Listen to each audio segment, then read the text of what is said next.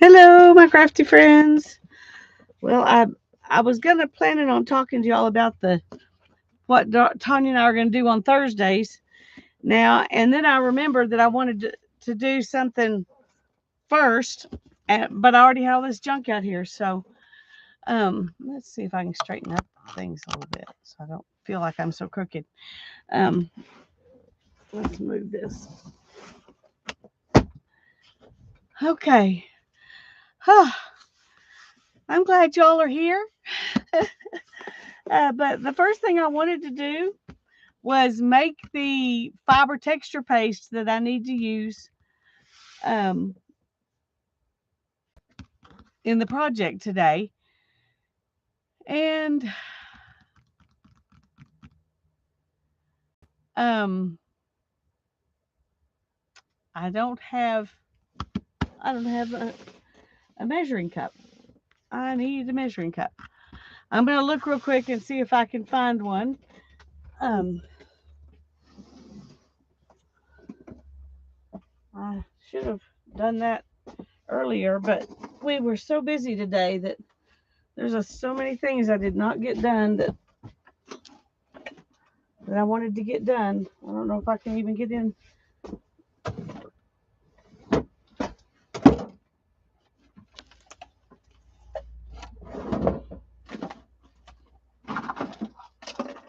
Okay. Whoops. Of course. Well, I hope I don't need those. I hope I don't need those. Hi, Susan. It's been a while. Hi, Teresa. Okay, I gotta scooch this back again. Okay. That stuff we'll get to in a little bit. And this as well. First thing we're gonna do is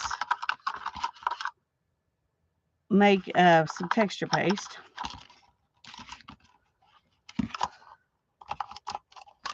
And I guess I'm gonna use 1/4 of a cup.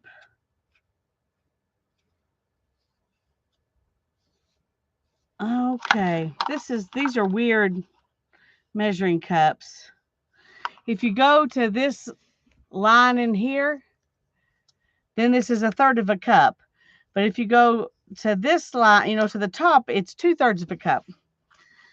Anyway, we're going to use this one that's 1/2 a cup and 1/4 of a cup. Hi, Janet. Hi, Barbara. I also need to find my container. I want to put this stuff in. There's a container. There's a bowl to mix in. Maybe I'm not as completely discombobulated as I thought. It's been a very, very busy day. Hannah and I, we've got so many projects started. I don't know when we'll ever finish anything. We were going to have uh, the second day of our garage sale this Saturday, and neither one of us felt up to it. We were both just pooped. And so we decided to just wait till next Saturday and do it and go ahead and dig some more stuff out of the basement that we hadn't really had time to get to. And um, so I washed some wool, and we've been digging around in the basement and setting up some more shelves. Not very long before he passed away, Darren bought 4 sets of those big, heavy plastic shelving units that you build basically. Um, and he bought 4 of those, but he only got one put up. So we have now put up one more, but we can't make it. We can't build the top shelf. We can't put the top shelf on there because we're too short. But that's okay because we wouldn't be able to use the top shelf anyway. And so we're gonna use the top shelves of the last 2 sets and make a shorter shelf that we're gonna stick on Ethan's train table that is still in the basement. It was one that Darren made, and it's like a brick. It's this huge, heavy, heavy thing. So it should hold these pretty well. Um, And we started this weekend also. Besides doing that, we started doing some canning. I have never, my mom used a pressure canner when I was young. I remember watching her do it, but I've never used a pressure canner.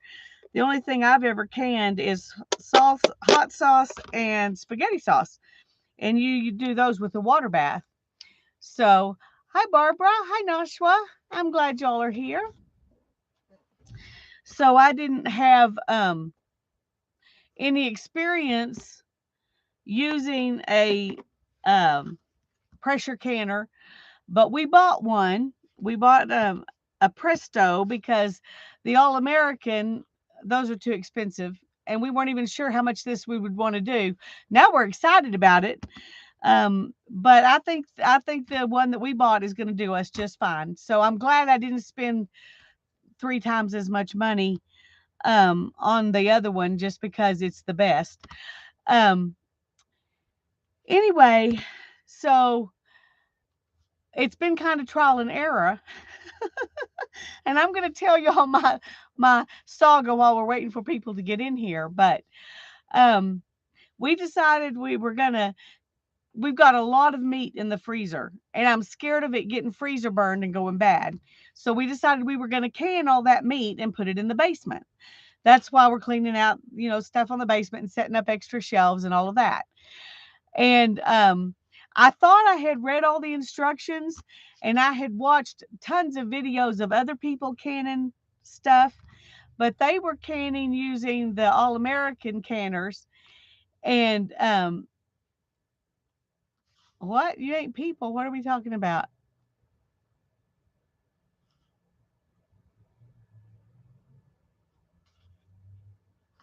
Um, my brain is so dead, Barbara. I don't even know what you're talking about. I'm sorry. I don't know what I said that made you say that. But anyway, you're just gonna have to forgive me tonight. Um, anyway, we decided that we had a pork loin, a little over 8 pound pork loin, and some chicken breasts.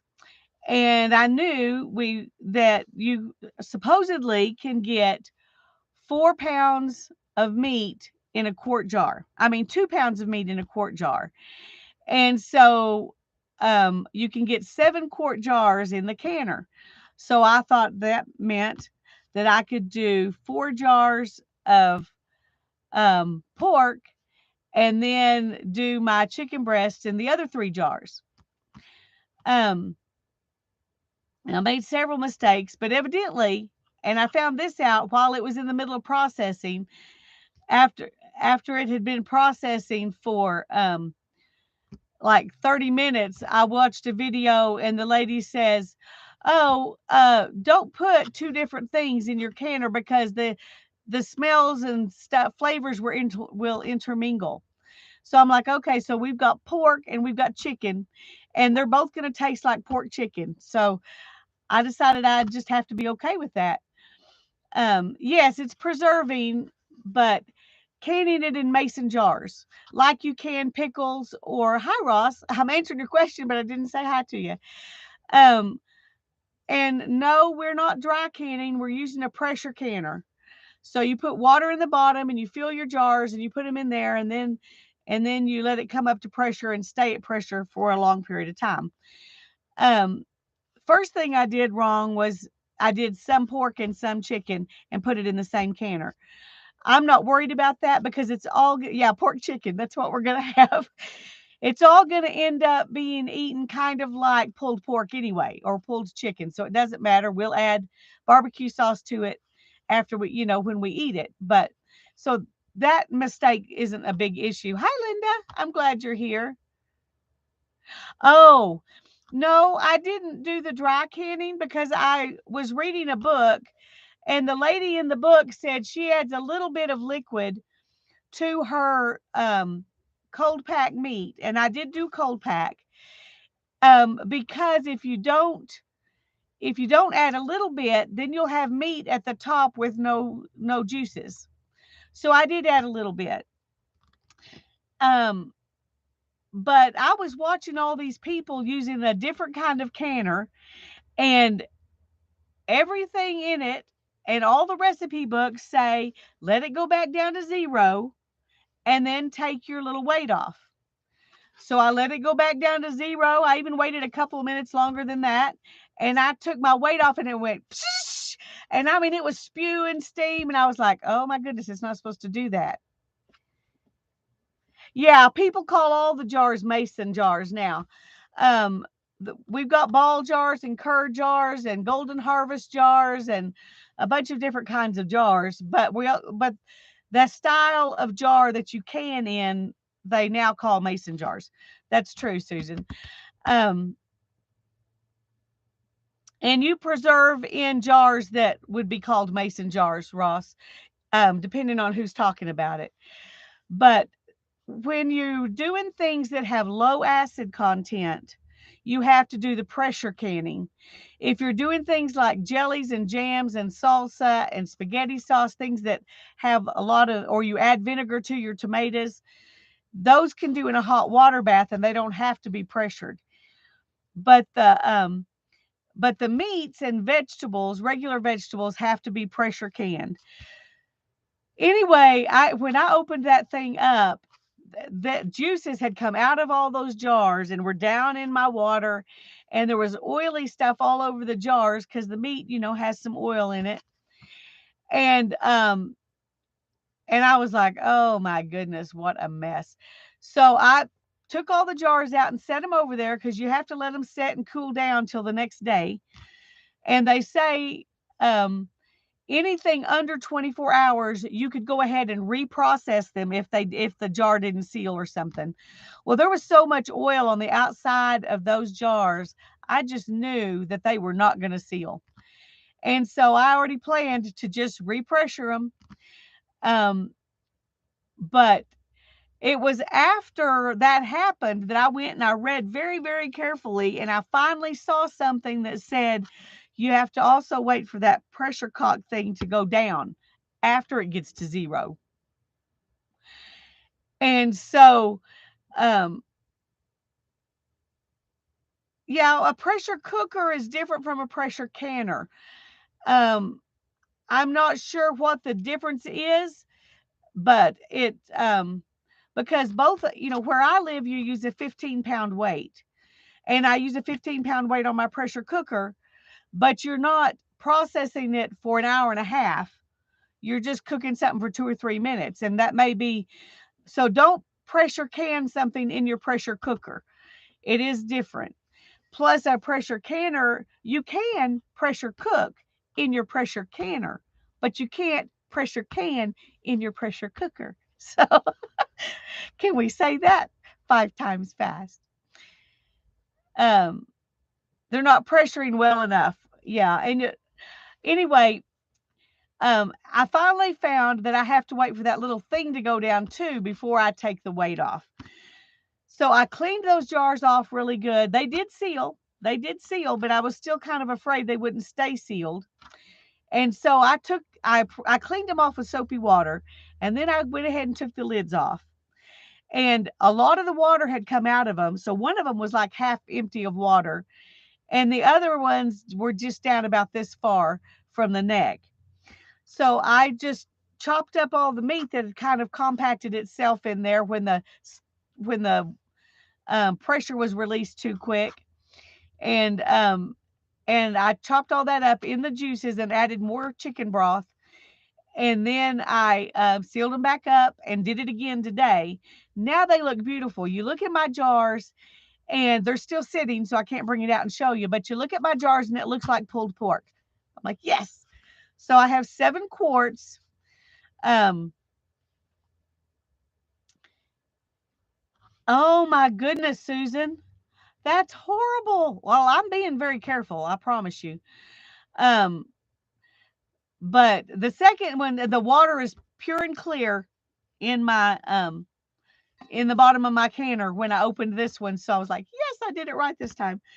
Um, anyway, so we're kind of excited. We've got some green beans and some sweet potatoes we're going to can, as well as all as the meat that's in the freezer.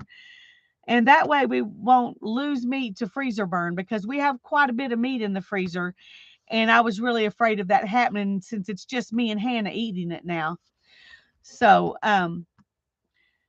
anyway, so we did that today, as well as move stuff around in the basement. So, I'm kind of achy. Um, but we're gonna press on tonight, and I've wasted 15 minutes.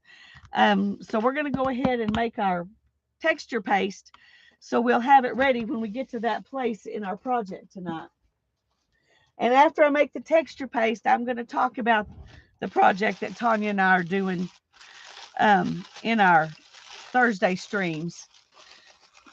Yes, I did. I was proud of myself to remember to put the vinegar in the canner, and I definitely used vinegar to wipe off the top of the jars as well. But so my jars are not all cloudy and ugly. Mom's used to always be cloudy and ugly, and I didn't know that that was the the fact that it's, well, we have very hard water. That's what it is. But anyway. Oh, thanks, Susan. But anyway, we're working on that. We're still gathering stuff out of the basement.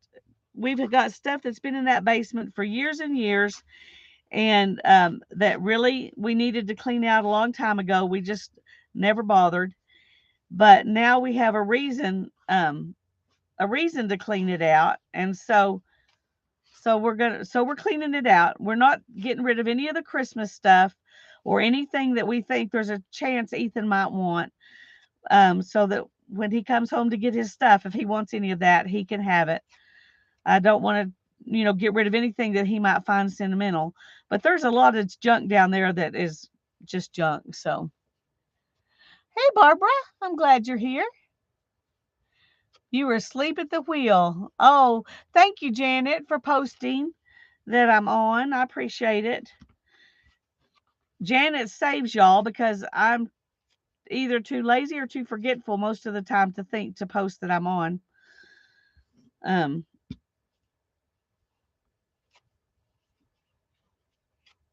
this is the really cheap, yucky, um, good for your septic system toilet paper that Darren bought at the beginning of the pandemic when there was a toilet paper shortage. He ordered a whole case of it. Well, we still have most of that case because um, I don't like it. But I'm keeping it because you never know when people might do that again. Um, anyway, hi Dixie Doodles. It's good to see you here. Are you someone we know that's changed your name, or are you new? We're happy you're here either way, but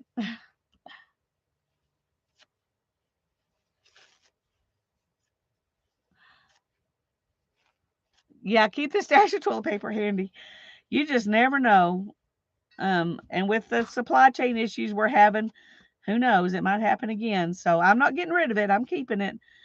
But I went and got me one roll to bring over here um so I can tear it up and use it to make my texture paste, fiber paste. Well, we're glad you're here, Dixie. Welcome, welcome. We're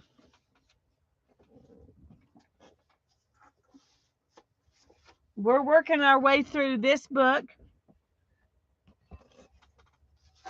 This is the first project that we did, and this is the second project we did.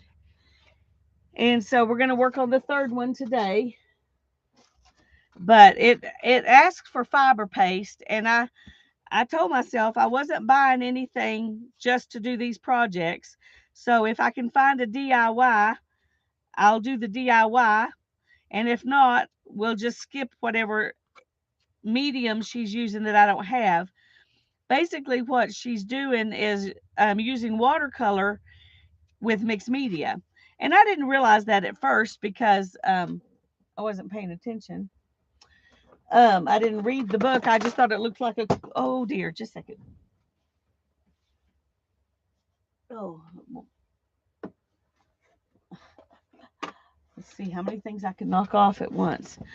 Um, I didn't realize that because I didn't read good. I just pulled out the book and said, hey, let's do this book. So, a plumber once told me while staking out a clog to use the cheapest you can or pay him. I bet he did laugh. Um, well, we always use the one that says, things that say they're safe for septic systems. Sharman says it's safe. I don't know if it really is, but it says it is. Hands clean?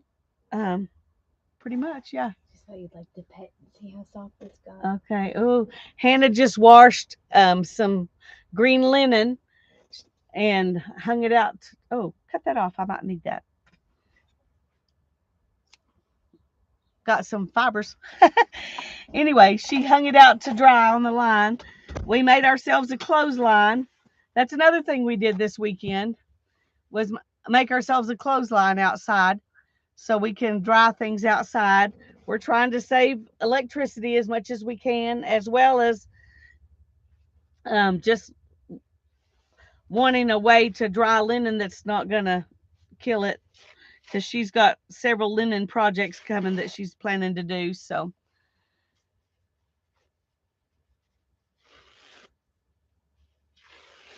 yeah, I've used a pressure cooker quite a bit and I've never been afraid of it. I admit I was a little afraid of this and that All American cooker. My mom has one. It's very, very old. In fact, when you go look at them, they don't even mention it. The one that she has, they don't even, it's not one of the ones you can just go and find parts for easy or anything. And and it's really heavy. And I decided I didn't want to mess with one that was that heavy. So we bought the little Presto, and it had good reviews, and it's not so heavy, so I can deal with it myself. Um, so I'm happy about that. But anyway, we did got our first thing canned, and so we're feeling all homesteady here in our city house. Um, we wish we could raise chickens. That'd make us even a little more homesteady, but we can't raise chickens because we're in the city. I mean, they're technically, I guess we might could, but we do want a dog eventually. So I'm just gonna tear this pretty good before I even put it in there. It is amazing how much. Look at that. Oh, there's a little piece of something, something. Don't want that.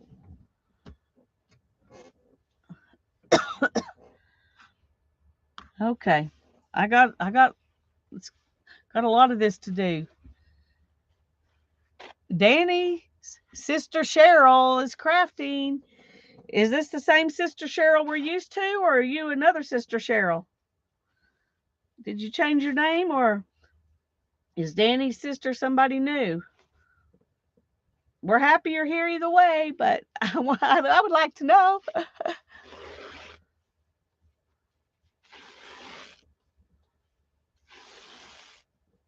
Ooh, looky there. Isn't that fun? Okay. Yes, you changed your name. Okay. Well, I thought that might be the case, but I didn't want to assume that and be wrong. Well, I'm glad Danny has a sister because we love her. And I think I'm going to have to turn my air conditioner back on. I had it on for a little bit before I came out here, and it was nice and cool, so I turned it off. But I think I'm going to have to turn it back on. Let me do that real quick. Oh, Hannah's putting up the clothesline, and she's going to put some stuff in the garage. Some stuff we dug out of the basement to put in the garage sale. So you're gonna hear some noises. Sorry about that.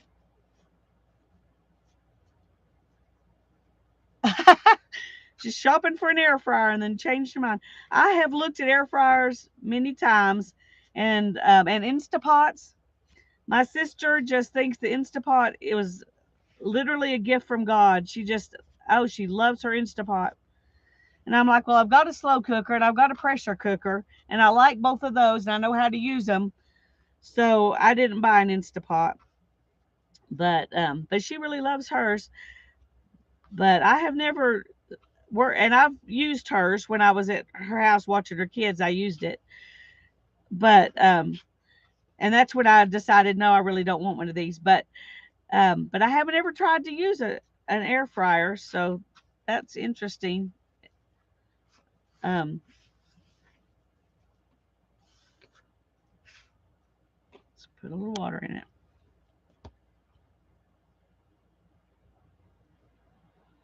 Okay.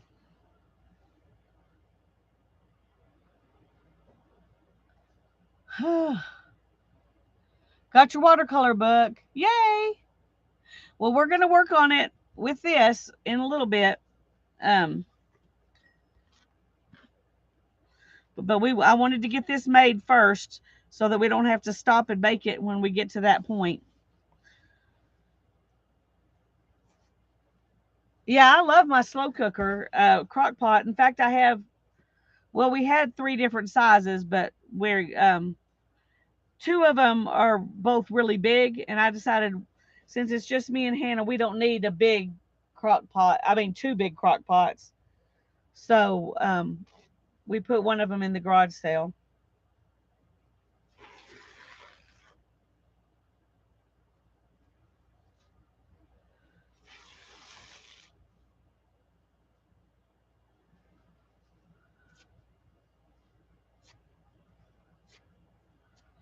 Ninja One pressure cooks, air fries, toast, browns.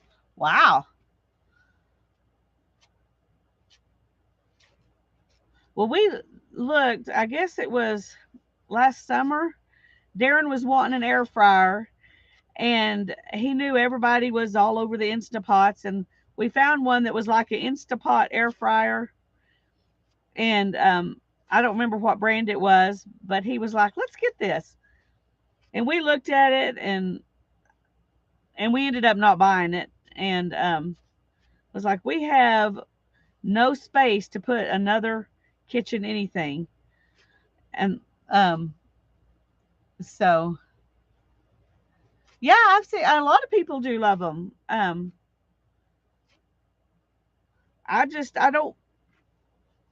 don't fry that much stuff.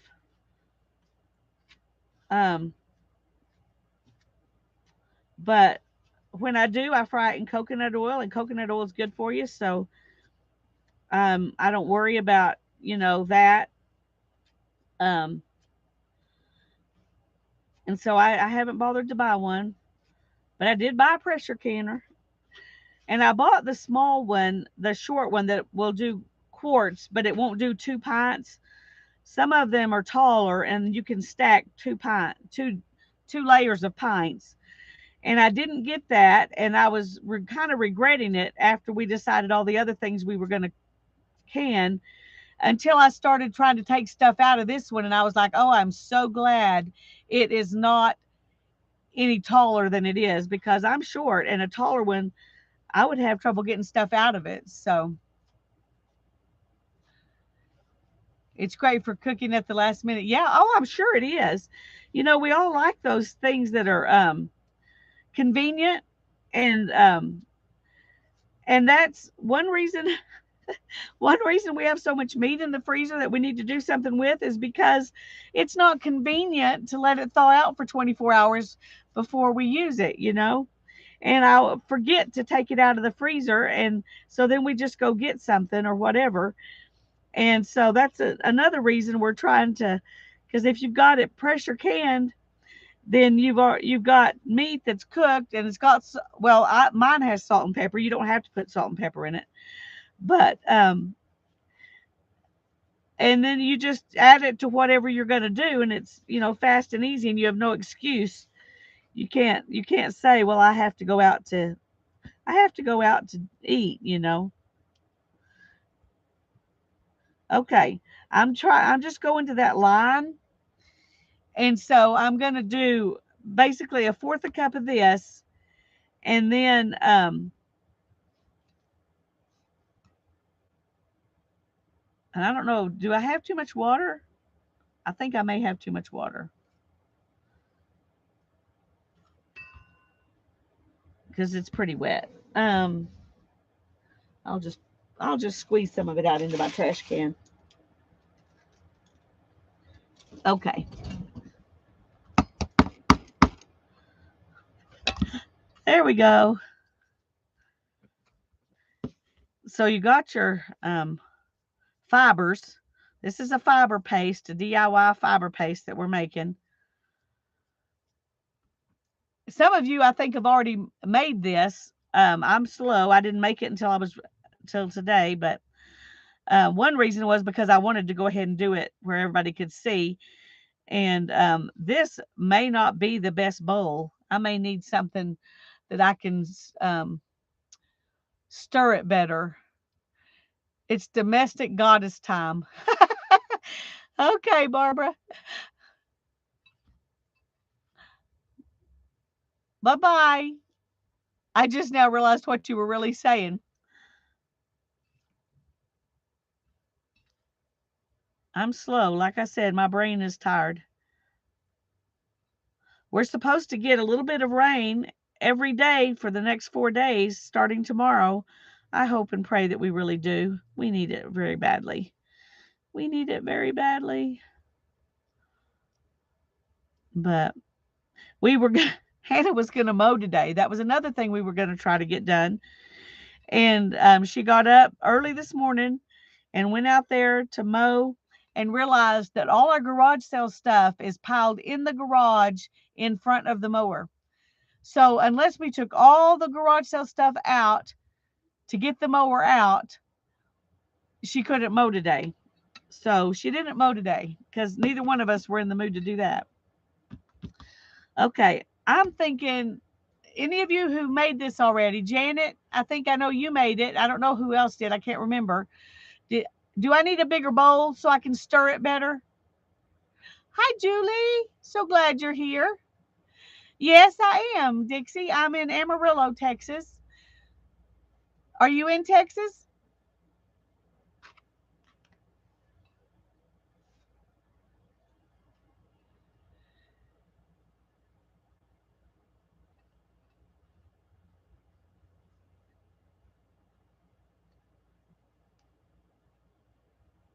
In Kerrville. Oh, I've been to Kerrville. It's one of those places you have to kind of go on purpose, but it's beautiful. Um, my mom used to go when she was a little girl. They went to Kerrville every summer. I can't remember who they were visiting, um, but she always thought that would be a fun place to retire to Kerrville. But she didn't. She's still here. I haven't added the water and gesso yet. No, that's why I was wondering if I need to put it in a bigger bowl. Yes, use a larger bowl. Okay, it's gonna take me a minute because I'm gonna have to go in the house to get a bigger bowl. I'll be right back. Oh, I got achy breaky bones. Mm.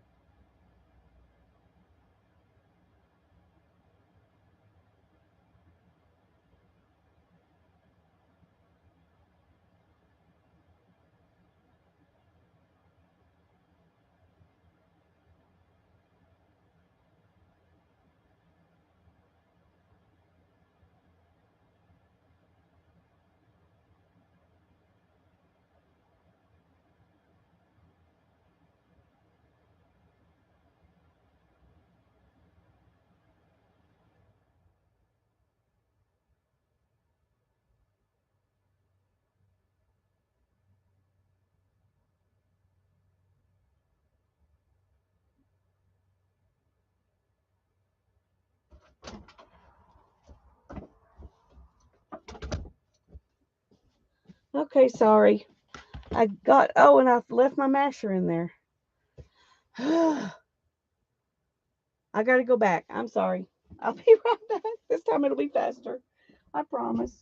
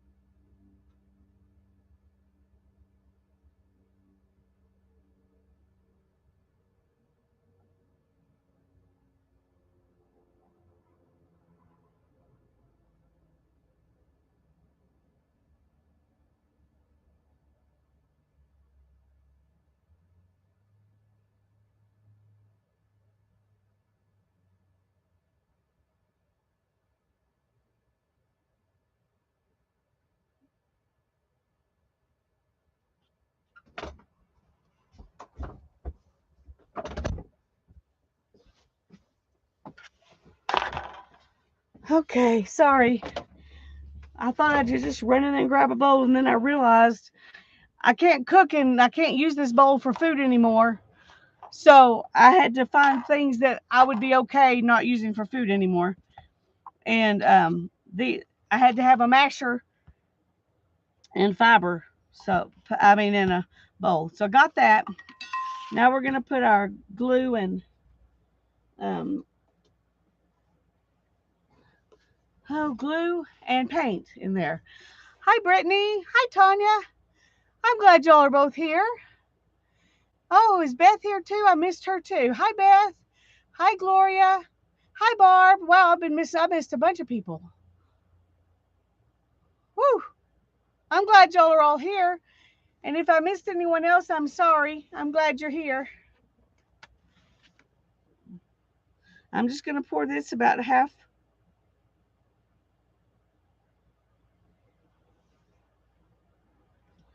of that half,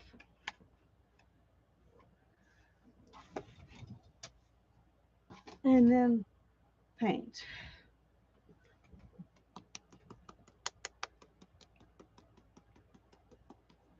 Okay.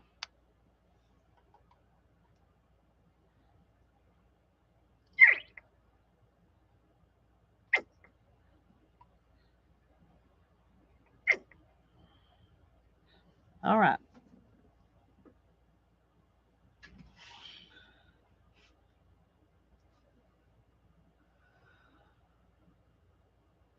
It looks like chicken. Well, it's not chicken. uh, I cut up 8.5 pounds of pork and 4 pounds of chicken yesterday to get my 7-quart jars of canned food, canned meat. So I cut up enough chicken. But I'm telling you that cold pack canning, it is so much easier. Um, so much easier. I'm glad that I watched people do that and found instructions for it. You're making pulled pork tomorrow. Ooh, yum. Oh, that's good, Brittany. I'm so glad. What kind of canning? I did the pressure canning, Tanya. I bought that Presto pressure canner. I decided mom's even I couldn't find parts for it for one thing, but also it was so heavy. I decided I didn't want to mess with that. The Presto one's not as heavy, and so I can maybe I can do a I can use it easier. I don't have somebody big and strong to lift it off the stove for me or lift it onto the stove or any of those things. I was telling them that I was so glad I bought the short one that won't do 2 layers of pints because I couldn't get jars out of that one, the tall one.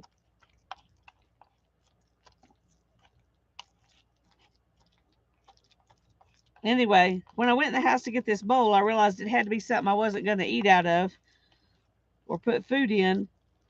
And so this works really well for this, though. I didn't know if this would work or not. You had pulled pork tonight? All right. Well, that's what, when you look at my jars, that's what it looks like. It looks like it's pulled pork. I used some chicken broth and the cold pack. I cut up onion and garlic and sauteed it in a little bit of olive oil and then let that cool down. And then I mixed that in with my hands with the pieces of pork and the pieces of chicken. And and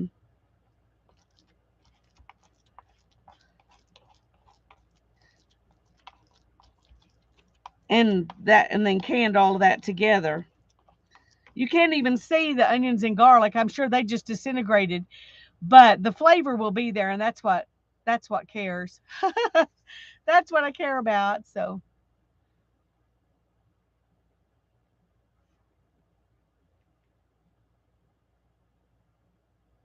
um, whose recipe are you wanting, Ross? No, Ross. Was it Ross? Who was it? Chat moved, and I lost who it was. Oh, okay, it was Ross. Okay, okay, this worked much better than I thought it was going to. I saw all these people using mixers, and I thought, oh my goodness, I'm not using my mixer, and I'm not going to go to the thrift store and try to find one, you know, specifically to do this with. And this doesn't work very well as a whisk. At least I don't like it as a whisk. So I had been going to put it in the garage sale, but instead now it is a texture paste masher. So I'm glad I thought of this. Oh, okay, Dixie. Um,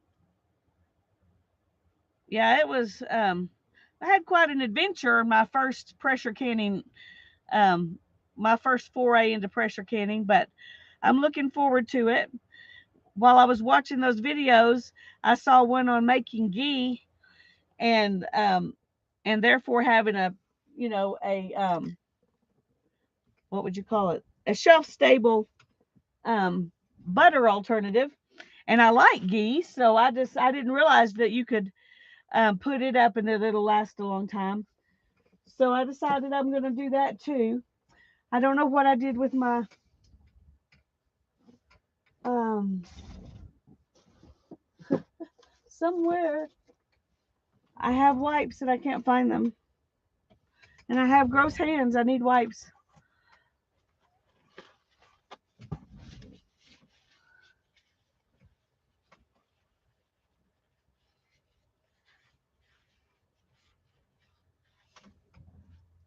Yeah, the pulled pork. I used to always make it in my crock pot. That's how I've always made pulled pork, and it works great. I need to put water in this too so I can go clean it out later. I'm just going to set it up there and hope I don't make a mess. Um, okay, this is ridiculous. I just saw those wipes when I was moving stuff around. Oh, there they are. Thank you, thank you.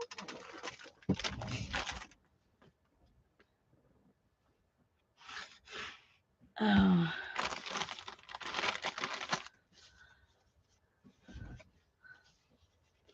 Julie's back. Yay.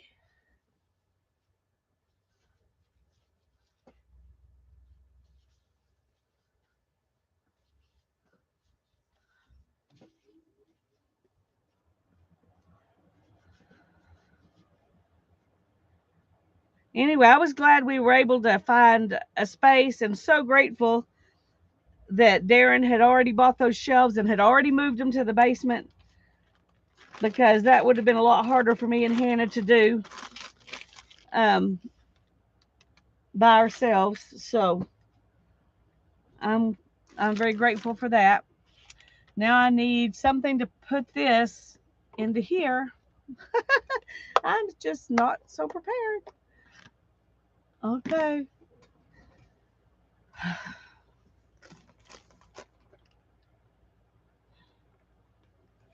Hmm. Let's see if I got a credit card or something here. Maybe that'll work.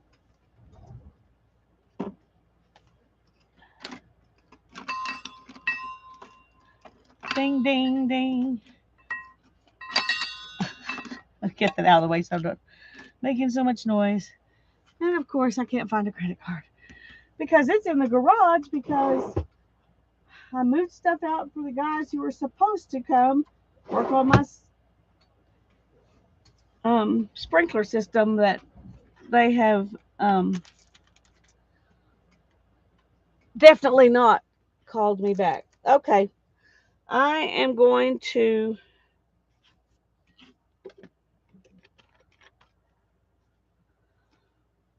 I'm going to take this in the house and find me a spatula, and I'll be right back.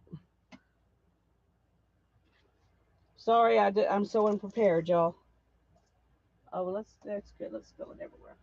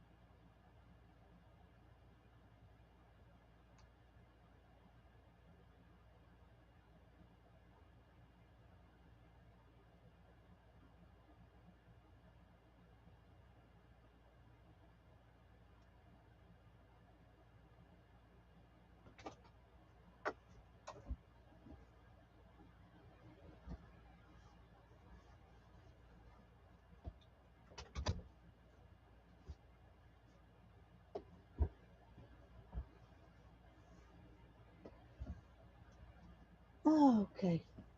Cleaned up my water mess that I spilled on my way out the door. Got that washed.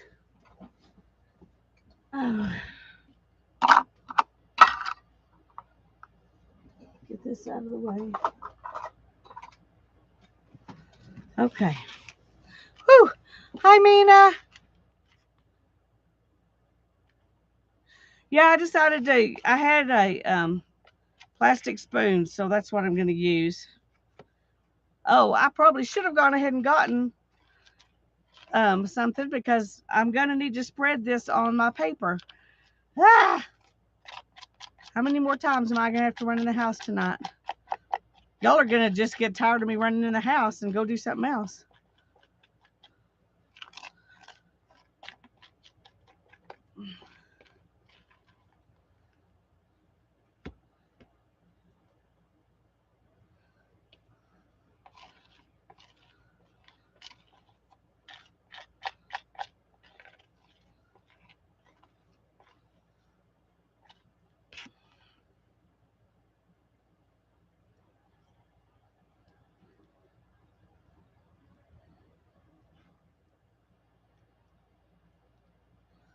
But at least I do know where one of those special offer credit cards is. I just threw it away because I thought, oh, I have a million of those. But I forgot they were all out in the garage at the moment. A pilot knife.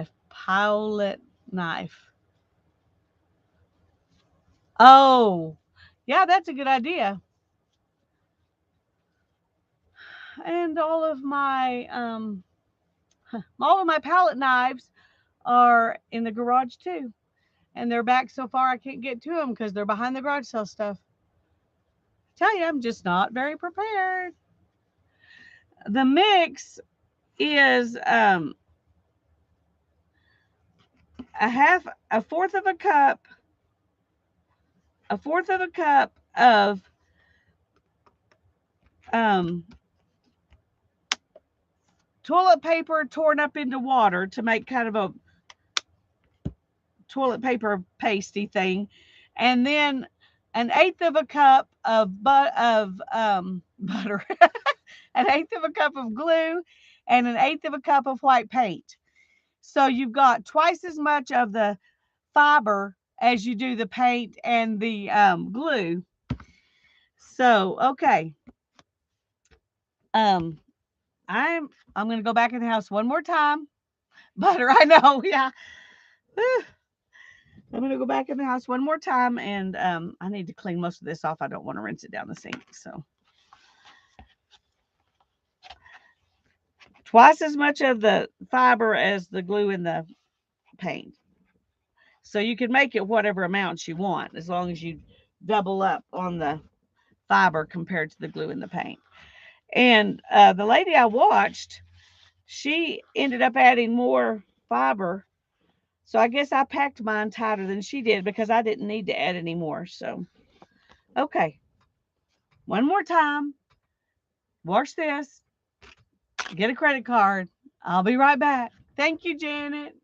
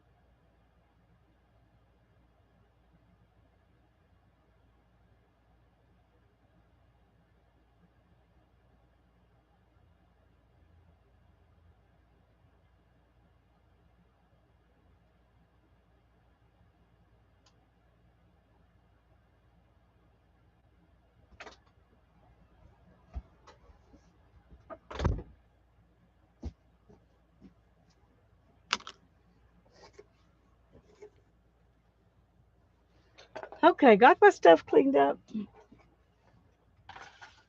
And found my fake credit card. Maybe I can sit here for a while now.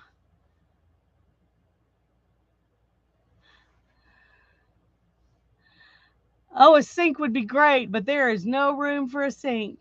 Yeah. Oh, I'm tired now, y'all. I don't even want to do a project now.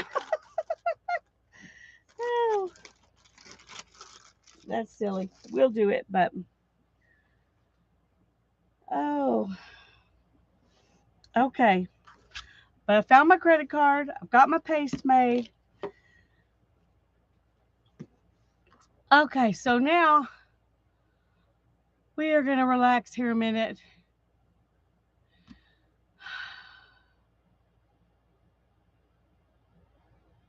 Keep praying. Okay, we'll pray about that, Beth. I'm getting my steps in, yeah. And I prefer, not to get my steps in going up and down the stairs. But that's what I've been doing today. Okay.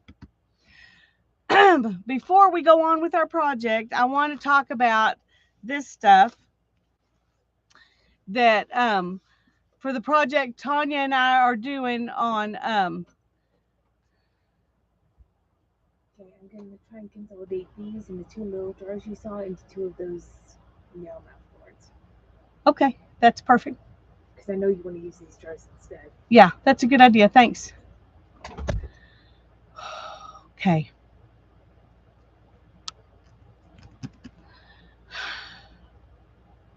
Y'all, I'm going to be very real here, and I'm very embarrassed, but I've done all that running around, and now I really need to go to the little girls' room. So I'm going to have to go back in one more time. One more time. I'm so sorry. Y'all look at these pretty things and imagine what they're going to be like, and I'll be right back. Oh, good grief.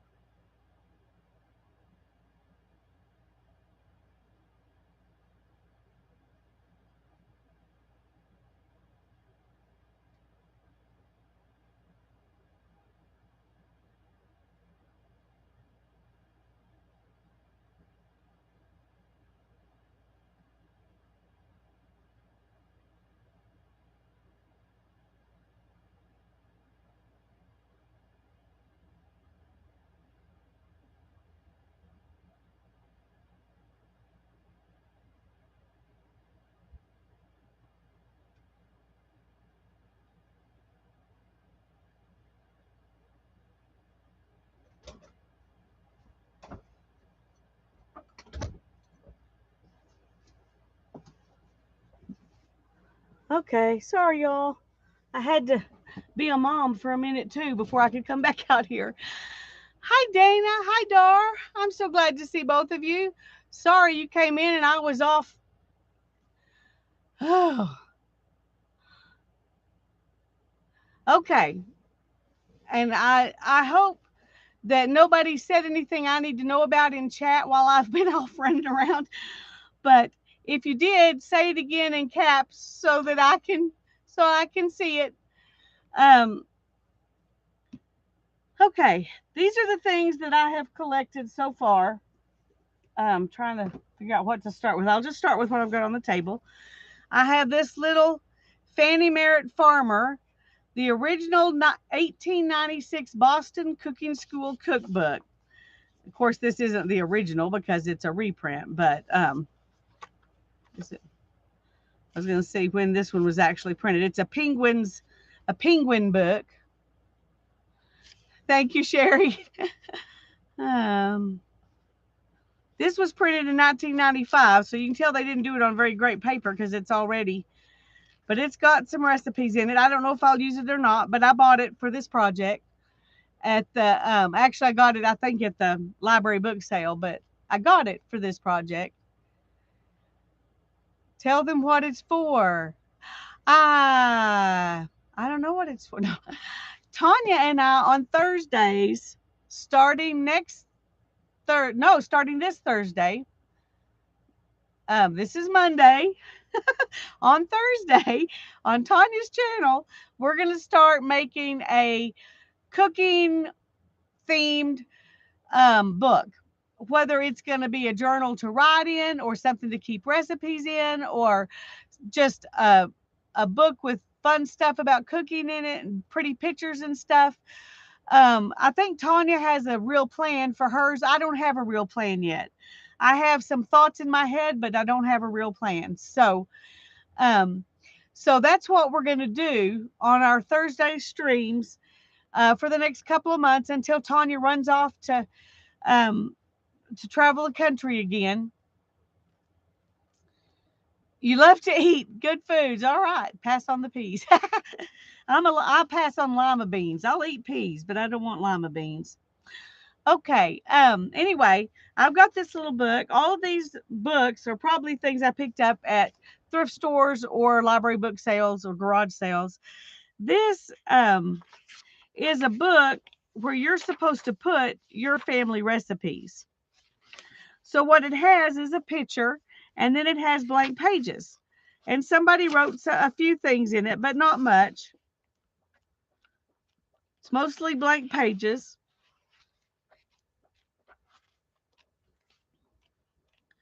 Anyway, I thought I could use, the pictures or the little recipes or even the blank pages. It is yellowed a little bit with age. And so, and these pages, they come out real easy. Um, I won't be tearing anything up here. I was going to see this is a 1981. I've aged just like it has. I graduated in 81. Anyway, I'll use some things out of this.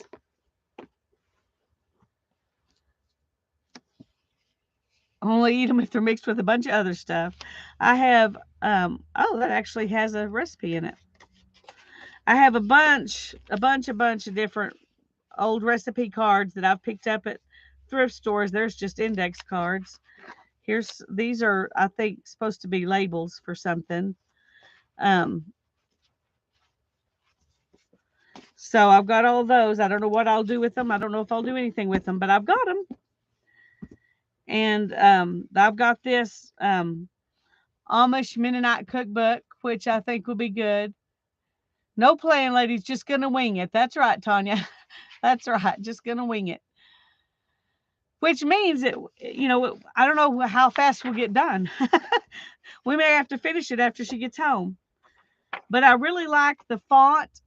Let me bring this down a little bit. I like the font in this book, and I think it has a few drawings in it. You know, a few drawings, but not many. It's mostly just recipes. Um, Before we get started, I probably will look through all of these books or as we're going. And if there's something I really want to use, then I'll take it out of the book and keep it somewhere else. Or maybe that's what will be the highlight of the book or the recipes I liked. I don't know. I've got this book. I really like the size of this book. I think it'd make a fun journal to work in. And I think the cover is really cool. So I thought I bought it to make a journal out of before we ever talked about doing a recipe book. But I'm going to use some stuff out of this too, and then I won't feel so bad about using it to make a journal if I've already taken some stuff out of it for this. Um, and of course, this would be fun to use in the journal too. Let me show you this real quick before we get over there. Okay, this is um, my recipe box. I can tell you with all honesty that I have not looked in this box in at least 15 years, maybe longer. Um, there are a few things that I've written in here. Cranberry whips. I don't know. I don't think I ever made that. It was somebody's recipe. I thought it sounded good. I've got some stuff that I printed off.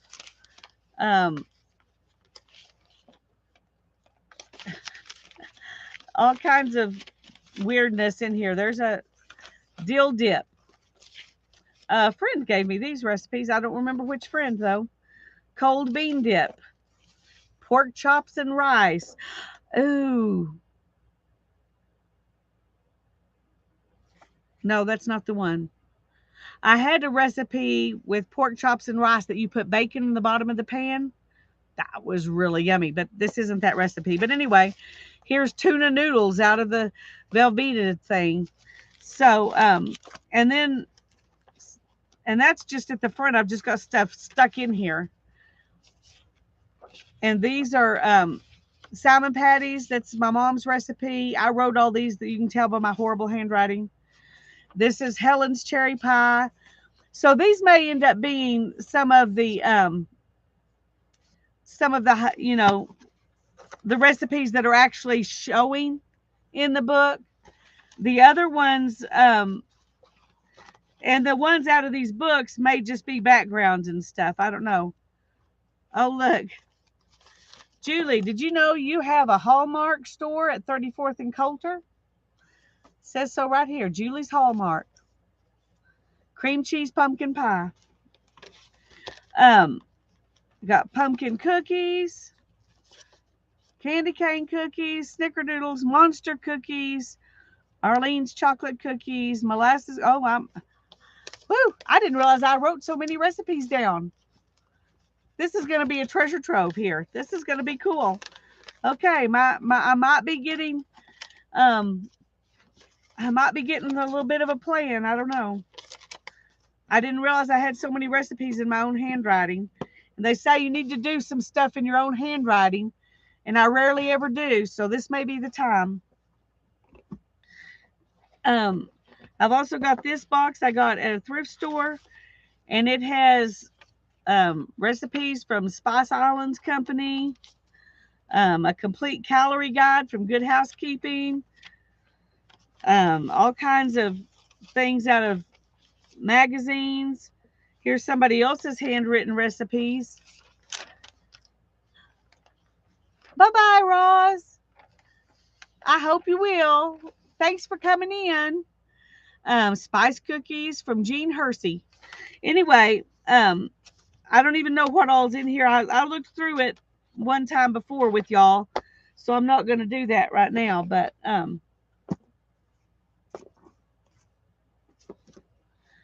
I've also got this book I got at a thrift store. It's got some whoever did this, she did it for a class, Food 232. Her name is Helen Henshaw, and she made this book in 1939. So There's a lot. Dutch flummery. I don't know what flummery is, but that's interesting. Yeah, I have a. I think I've collected a pretty good collection, and most of them I collected specifically to do this book with. Uh, Tanya and I've been talking about doing it for a long time. We just hadn't made up our minds when until now. I've also got this Family Circle magazine from 1958, but it's got, recipes and advertisements and stuff in it. I have several more of these somewhere, but um, this one I found, so I'll use it.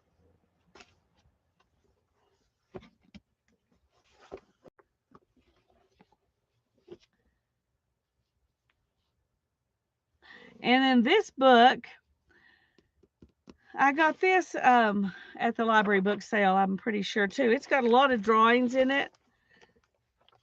It's about gardening, but it's got a lot of things that would be fun to use in this book, and there's still plenty left over to use in another one. So I'll probably use some stuff out of here.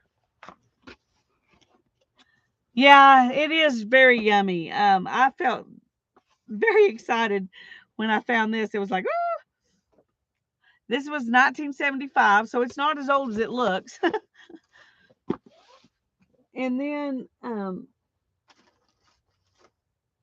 I've got this book, Household Searchlight Recipe Book, the Household Magazine. Now this, when we first started talking about making a cooking journal, this is what I intended to use to make my journal with, because I just think it's a gorgeous book.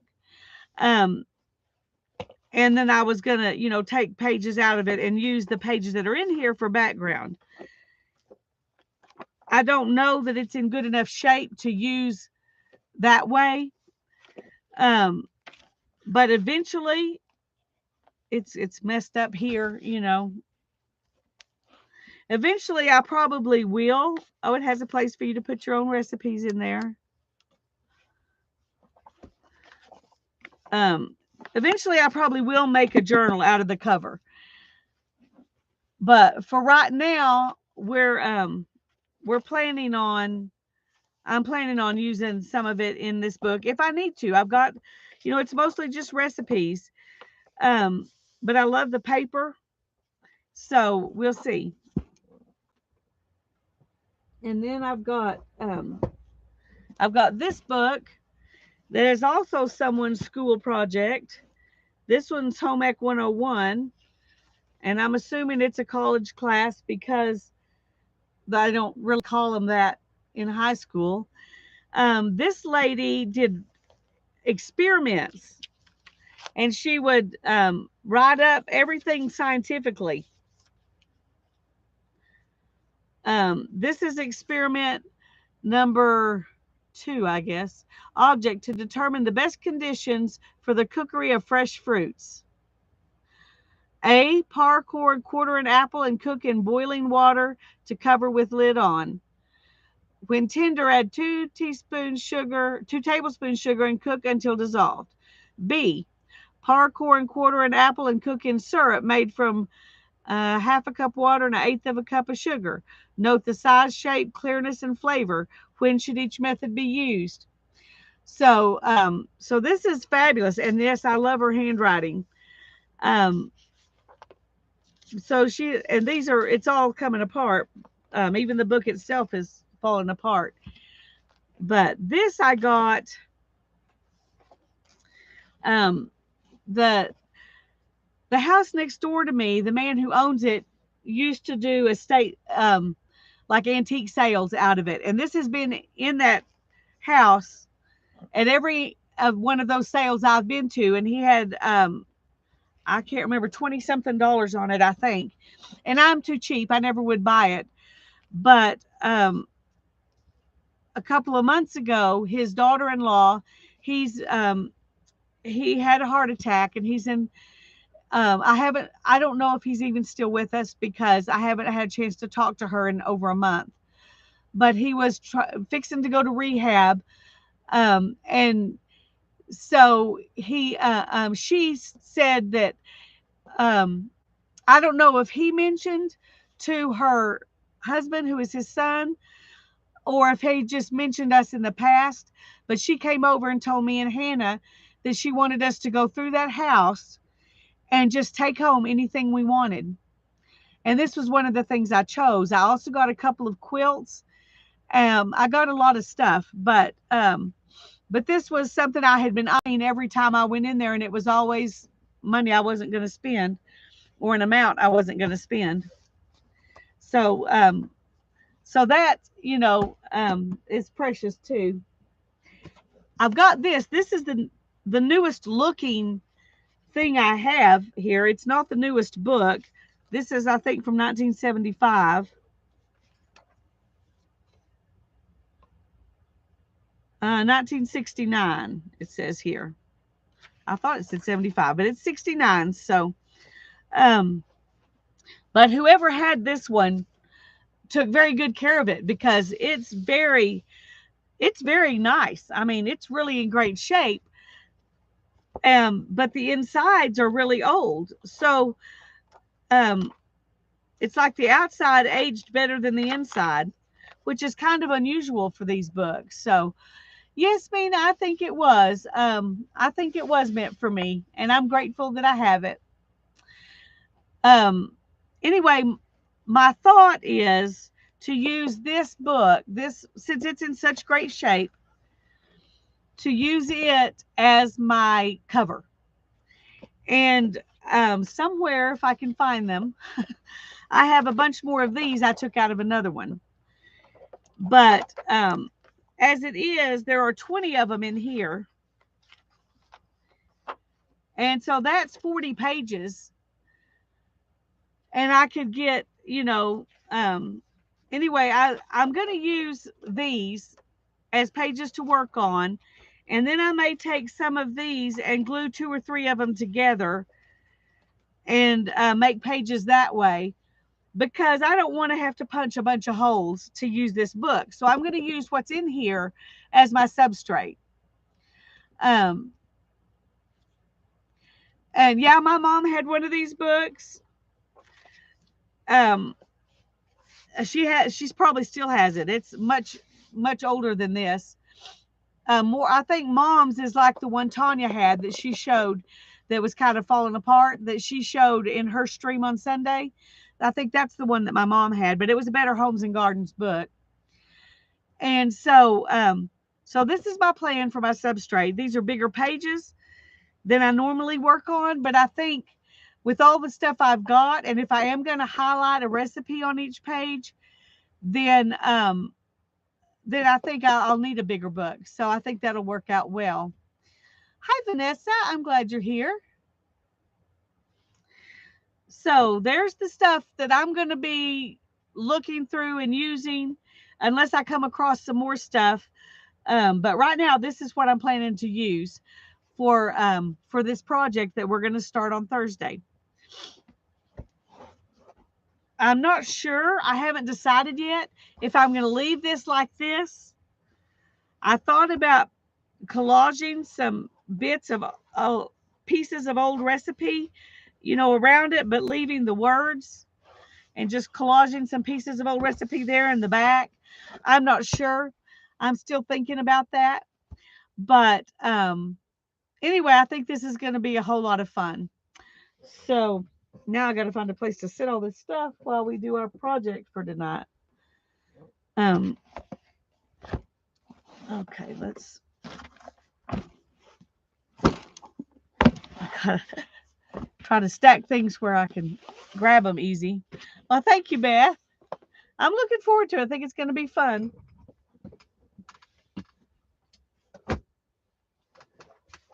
And let's take these things and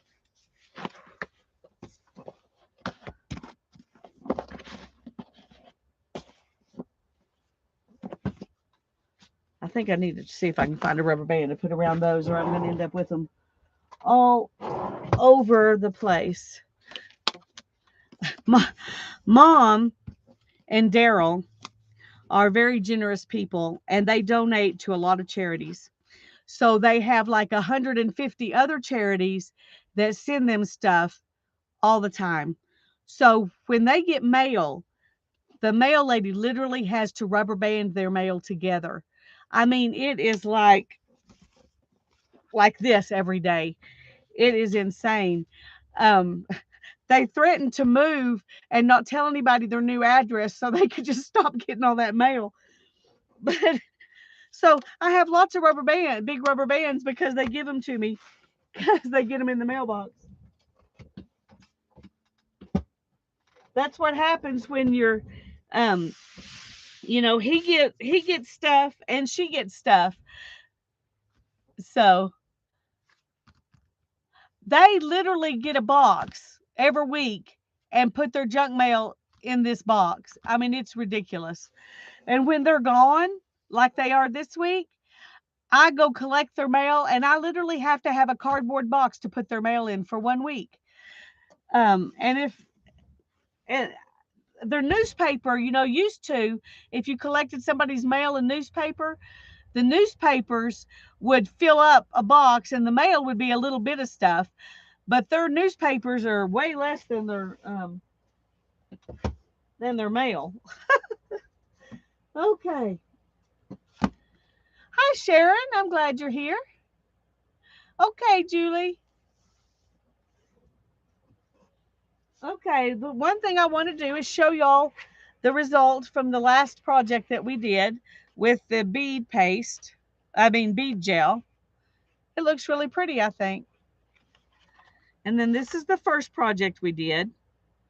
And this one we just did, I just used modeling paste because I didn't have whatever medium that she used. Wallpaper an old room with junk mail. That's a good idea. Here's my watercolor. Okay, these are the first things we did was to make some color wheels. So there's that. Okay, I gotta try to. Here we go. Get my supplies over here.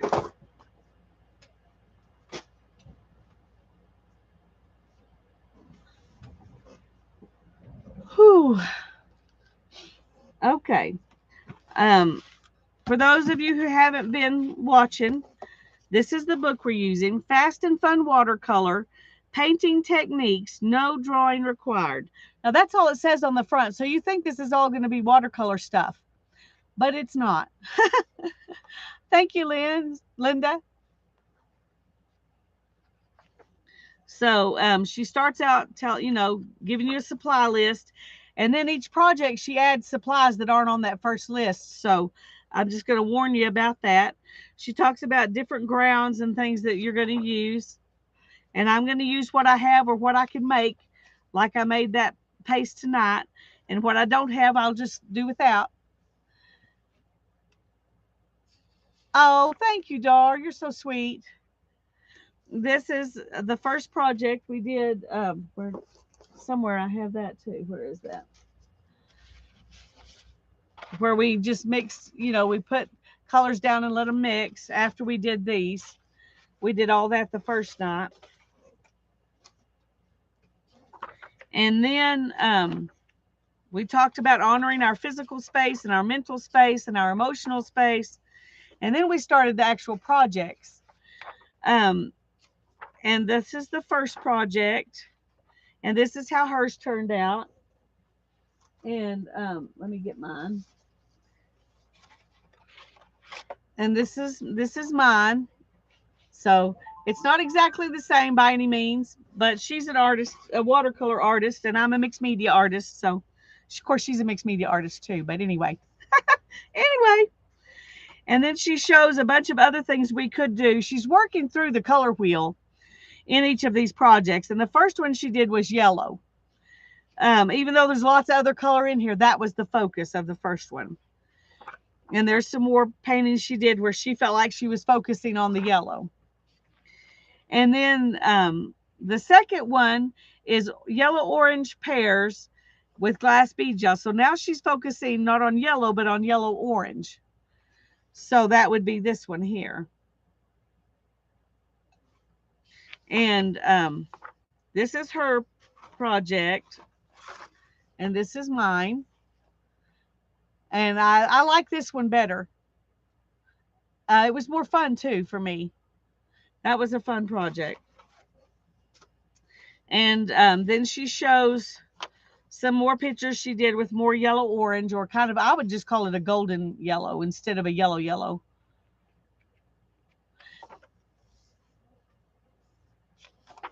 And then today, let me get those boxes out of the way. I just got everything in the way. Okay. Um, Orange is today, and it's autumn trees. And she says, orange is my foundation color for bold autumn landscapes. Fiber paste medium is perfect for this theme because it can be molded into a rough and bumpy surface that simulates bark. It's great when the unique characteristics of an art supply turn into the subject of a painting. So, and here she says, orange is like a man convinced of his own powers. Its note is that of the angels or of an old violin. Orange is the third color in the color wheel palette, going counterclockwise. Its direct complement or opposite color is blue. It's a bold, attention-seeking color and can easily dominate a painting. However, when used in a rich interplay of jewel-toned foliage colors, all the hues are harmonious. Its temperature is warm and falls between the spectrum of red and yellow. I prefer Windsor Orange, P062. That's her favorite orange to use. I'm using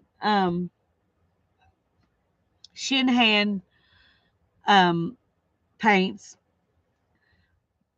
but you can use anything you want. When we did the color wheel, I even did the color wheel with Crayola watercolors, and it turned out beautiful. I think these would all turn out beautiful with Crayola colors too, or whatever watercolors you have. Hi, Letitia. I'm so glad you're here. Okay. Sorry. So we're going to use 140-pound cold pressed watercolor paper. I'm using this Strathmore watercolor travel pad for all of the projects on in this book, because that way they're all the same size and I can bind them together. And I'm probably going to use that um, slip knot binding that Tanya uses when she does single page stuff. I think this is strong enough that it will work with that. So, okay, so I've got my paper. Brushes, 8, 12 rounds, and a number 5 rigger. So let's see what we've got in here.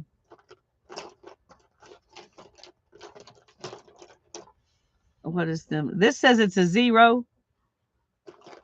But that's the only rigger. Is that what it's called? Yeah, it's the only rigger brush I have. I haven't ever even used it. So we will today. Whether it's the right size or not, I have no idea. And then 8 and 12. Here's a 12 round. And here's an 8. So these are the 3 brushes I'm going to use tonight. And these 2 Sharon Lombard gave me. Thank you, Sharon. This one I bought. Not for this project, but just when I was buying some watercolor brushes, whenever that was. Okay. Oh, I need to wet down my paints. We're going to use Bright Rose, which I'm going to call this one. Violet. Oh, dear. Oh, no, that's paper. I thought I had mold. I was like, I have never had anything mold out here. But I stuck a piece of paper on it and paper stuck to it. Okay. Sorry. Violet. gamboge, quinacridone gold, and quinacridone rose, and I don't have those, so we will do something. Um, quinacridone violet, I don't have that. I have these. These are what I'm going to use. So I may mix them with something next to them to make a little bit different color and just call it good. Titanium white gouache, and I have that. Ultramarine violet, which I would say is probably this right here. And Windsor orange. So this isn't Windsor orange, but it's my orange. So that's what I'm going to use. So I got those wet. And the gouache I need to put on something else because I don't want it. I don't want it in here because it'll get contaminated and then it won't be white. So let me find something to stick that in.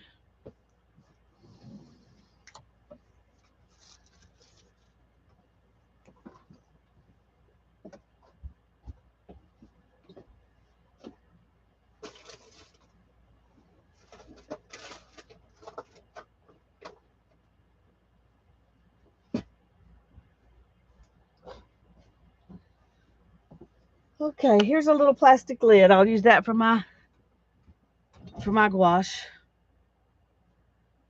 I'm just going to stick a little bit in here. I don't know how much I need. We'll just start with that. Okay. And when I get through with this project, I will have used all of these pages because I just happen to have just enough or maybe one less than I need.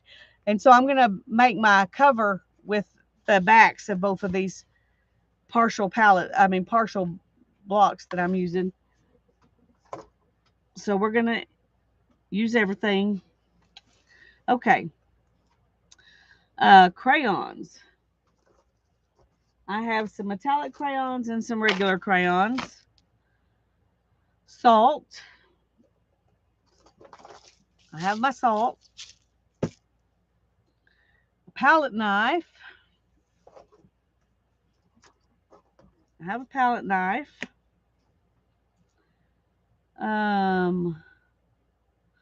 Watercolor pencil. That I need to leave in this box instead of putting it up. I don't have a watercolor pencil. I have to get one back. A filing block. I think I have one of those too somewhere. Here we go. Wow. I'm surprised I could find that easy. Okay. Somebody's watching out for me. Extra fine Sharpie marker.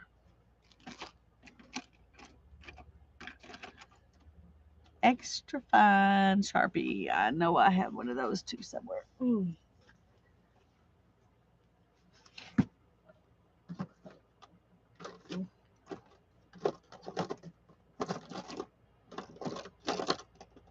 Well, I thought I did.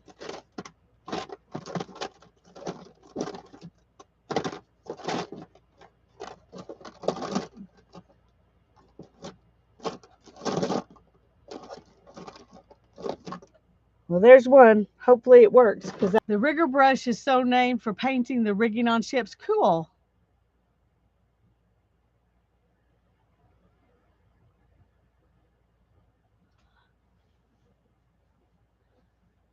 Okay. And a white water-based marker. And I'm going to use a Posca pen for that. And I don't know what size I need. Let's see if these are two different sizes. Yeah, I'll just get those out. Okay. Now then, I got all my supplies. Whew. You notice she didn't say anything in this list of materials about the oh, she did. There it is. Golden fiber paste. Well, I have Lisa fiber paste instead of golden fiber paste. So I have that too. So we're good. All right. Okay.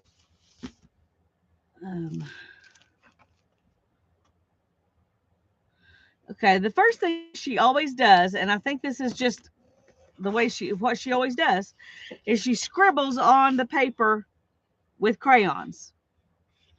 And part of it's to act as a resist. You can see how there's some resist in there, and some of it is to add extra color. So you can do however much you want of both of those things. I've got a white one here. It's mostly white. Let's see if we can get the color off of it. Okay. And I'm going to do that one pretty generously because I really like the look of the resist.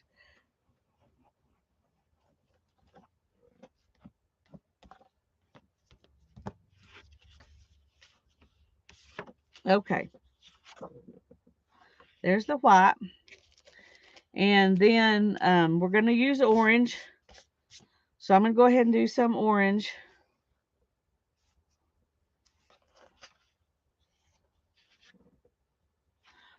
And we're going to use some violet. So I'll go ahead and use a little violet. Um, and I'm going to let that, I don't have a yellow. So I'm just going to let that be my colors. That's all the crayon scribbling I'm going to do. Hey, Julie, glad you're back.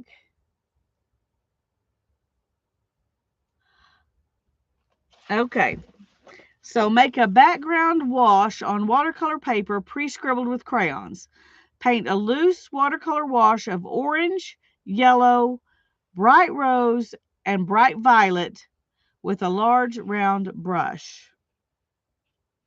Okay, you can see that she is not like going across a wash across the page. She's just putting a lot of paint on there. Um, Orange, yellow, bright rose, and bright violet.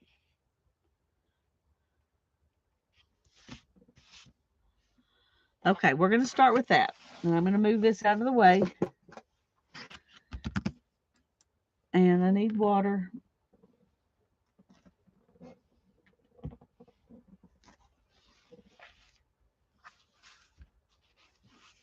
Oh, let's get the crayons back in the box. I'm trying to keep the supplies that I use in the box. Now, I just realized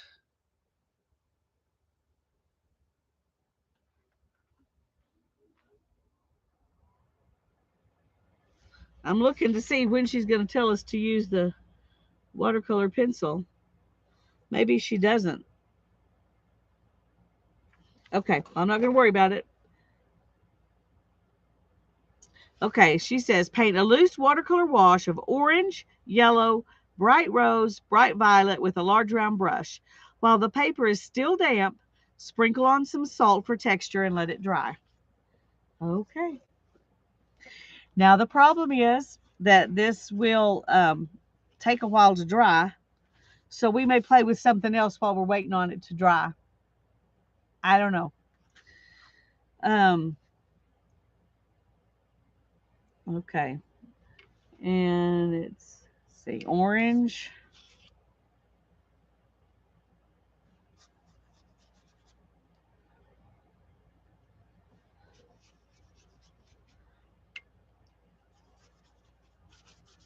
I think I got not enough water, and so it's more darker than a wash would be. So I'm going to go ahead and add some water on the rest of the page before I add in those other colors, so I don't get them as dark as I did that.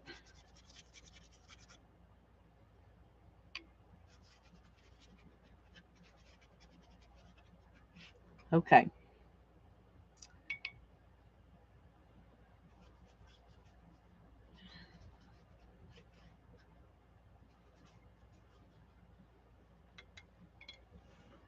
Yellow.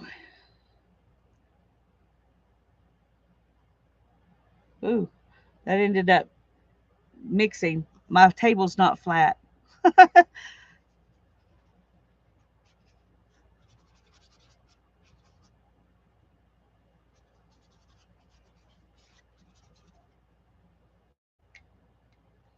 and then some violet. Okay, we're just going to put the violet right here in the middle because, oh, it did. No, I did. That's what I did not want to happen, is for it to muddy up. Let's pick some of that up. Okay. And y'all, I say this every time, but I don't want you to forget it. I'm not a watercolor artist, so I'm just doing best I can with this, and that's what y'all need to do too. Don't fret because you're not a watercolor artist, because neither am I. Okay, now we're gonna do the salt. Thanks, Janet. Hey, Mary, I'm glad you're here. I like what the crayon does too. Yeah, there are browns in trees. That is true. But that's not the kind of tree she's wanting us to make.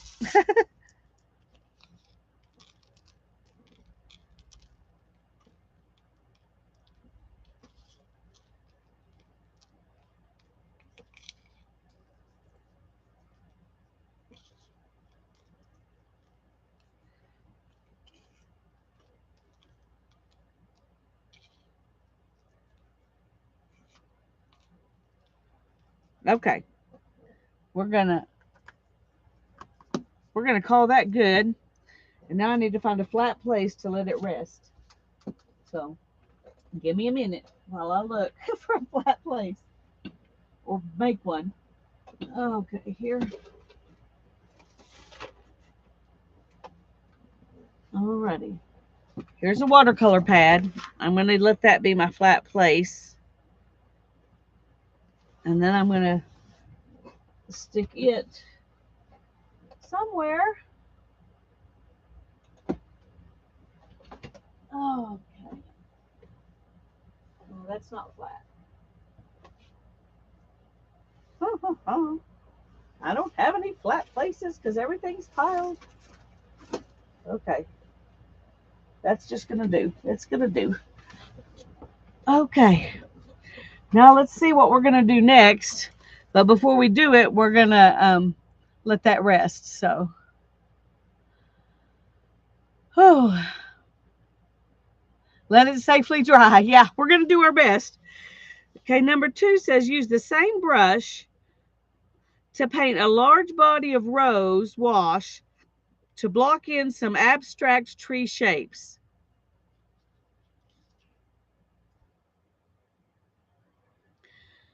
Okay, I don't know. This is her picture of that right here.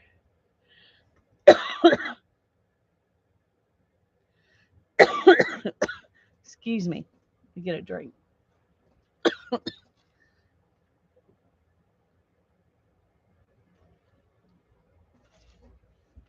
Then number 3 says load fiber paste along the edge of a scraper tool, and I'm going to use this fake credit card as my scraper tool.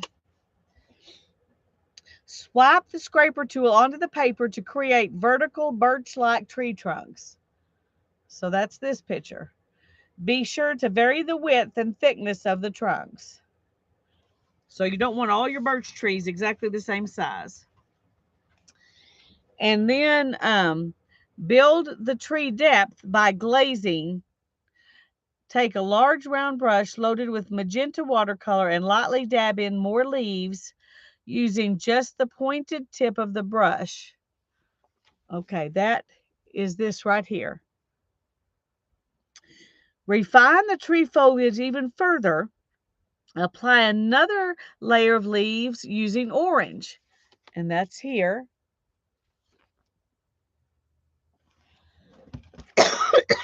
Excuse me, just a second.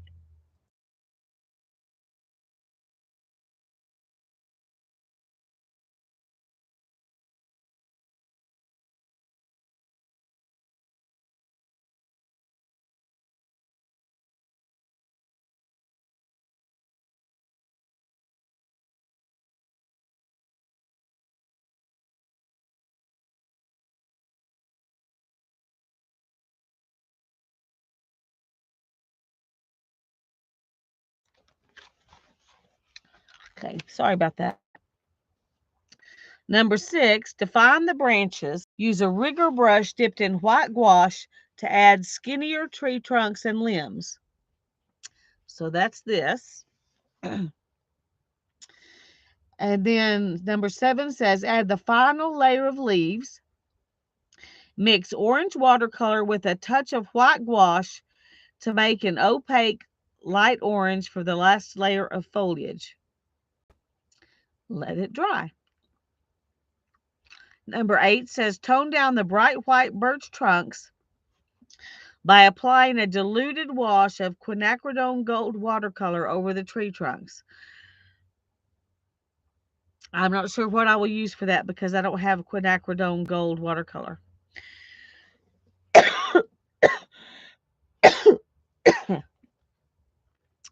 Number 9 says create texture in the tree trunks. While the trunks are still damp, take a watercolor pencil and file over the trunk to achieve a speckled texture. Let it dry. If the background is still damp, block off either side of each tree trunk with masking tape to avoid further messes. Number 10, add the last bit of a highlight. Load the dry brush with white gouache and lightly skim over the tree trunks to mimic paper birches. Let it dry. Number 11, splatter some gold. Take a medium round brush dipped in gold gouache and tap the handle to sprinkle gold dots as a final layer. If you like, add some journaling, a quote, or a poem with pen. And this is her final product. I'm not sure how far we will get tonight. Um, I don't know. We'll just get as far as we can and we'll finish next Monday. I don't have gold gouache. And now I don't see where I put it. But I do have some gold watercolor paint. I thought everything was in this box. Of course, I dropped the box and spilled everything. So my gold might have flown out and be under a table somewhere. Anyway, I'll find some gold gouache when we get to that point. I mean, some gold something. Even if it's acrylic paint, whatever. Any metallic paint, yeah. I wouldn't worry. I'm not going to worry too much about using exactly what she uses. I'm just going to do the best I can with what I have. So that's the plan. Hi, Kathy D. Hi, Lori. I'm glad y'all are both here. Okay.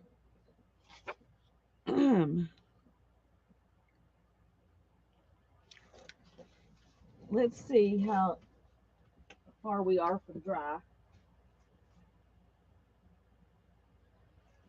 We still got a little bit.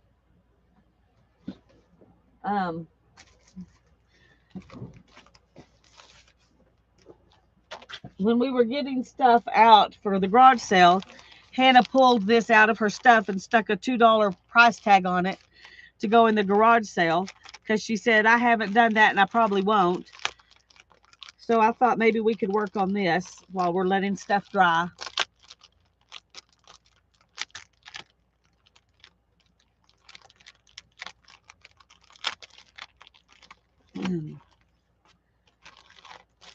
Let's see.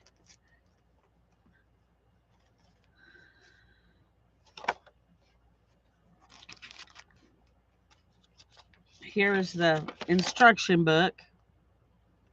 Let me turn off my air conditioner. I'm suddenly cold. Okay.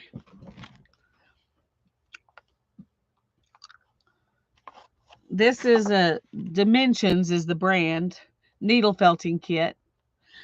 I got it at Michael's on clearance for $4.97 a long time ago.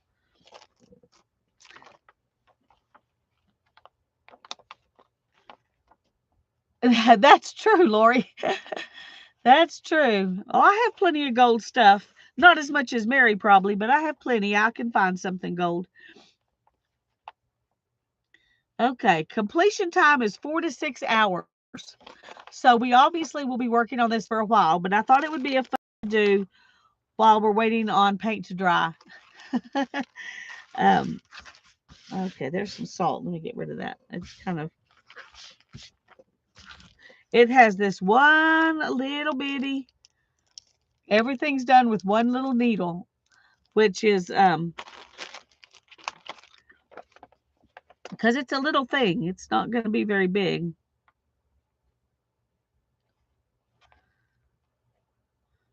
Okay, let's see. It says pull black wool apart and roll it into a cylinder that is about 3 inches high by 2 inches wide. Needle it until it holds together. Okay.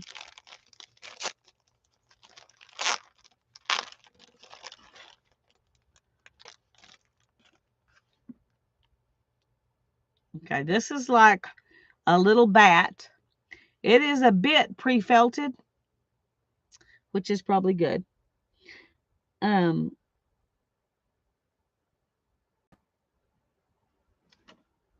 I'm trying to see.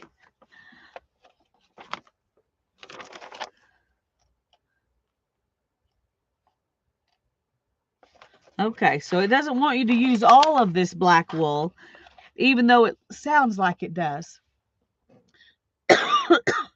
Just a second.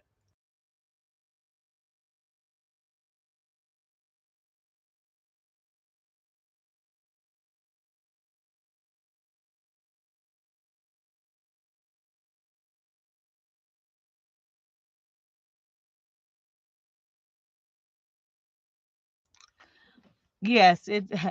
Be careful. That's true. Black Pull black wool apart and roll it into a cylinder that is about 3 inches high by 2 inches wide. Well, this is about the right height. Um,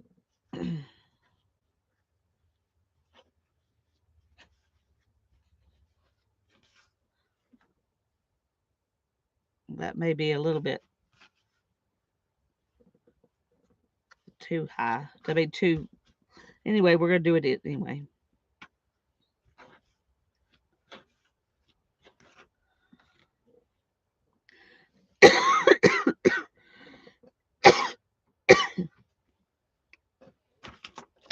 Okay, here's the pattern.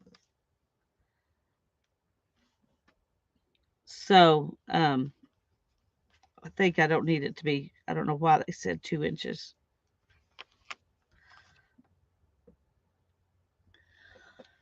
I'm sorry. Hold on a minute.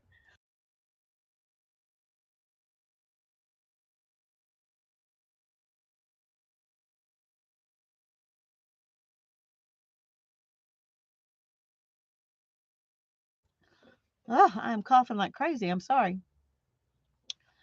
I got tea.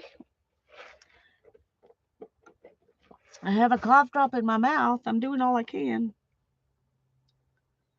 Okay, I think that is probably, yeah, this is pretty felted together. Good grief. How am I supposed to?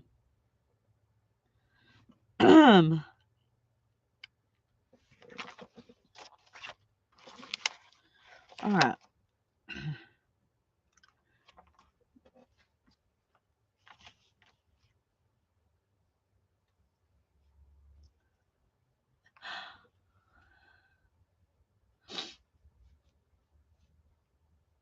Okay, thanks, Dar.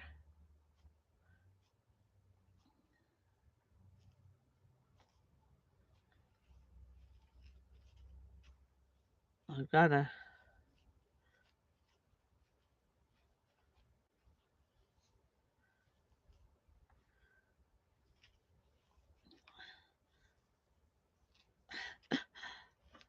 I don't know how they expect you to really be able to do much tearing of this when that's all. Okay. Hopefully that'll be enough for the rest of it because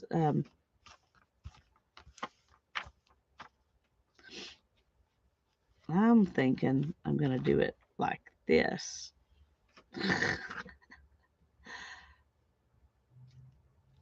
Or maybe even like that, because that looks like that would be about the right size. Okay, now we've got this little thing here.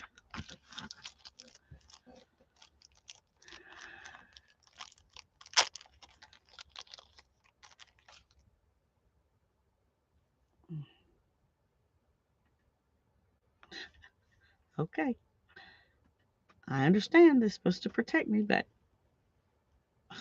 the top's coming off, but the thing that's on the tip is not. Let me see something.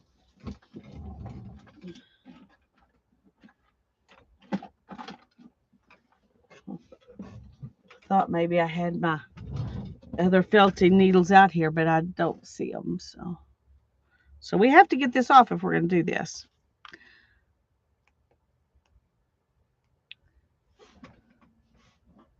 I'm going to do a little bit with this little wool felting kit. Yeah. Okay. I'm just going to leave that there, and we will see if it messes it up. Then we won't.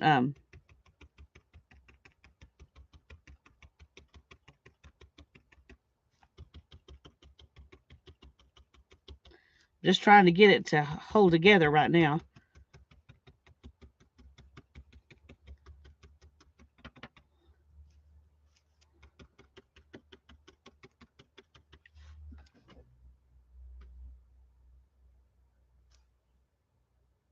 Okay.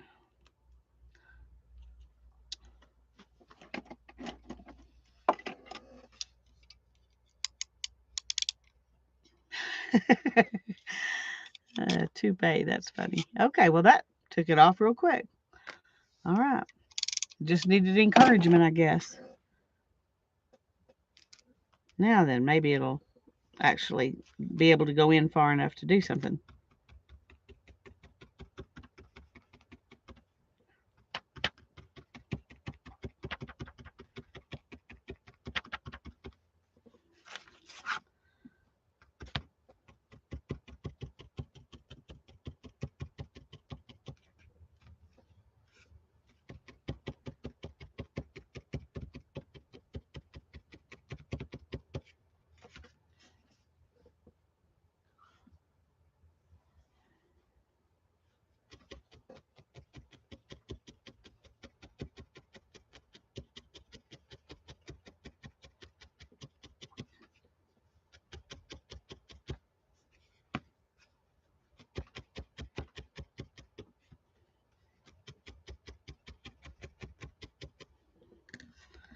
Okay. We're not getting anywhere very fast with this. Dar says, I've made mice, birds, figurines of women. Need to get more made. Oh, cool.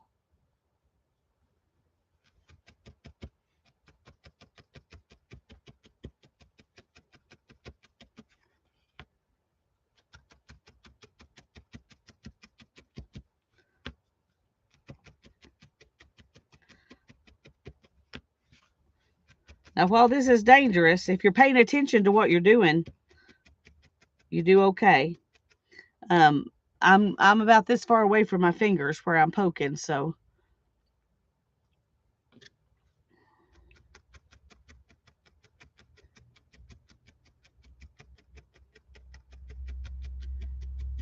you have to be constantly aware of where your fingers are. Um,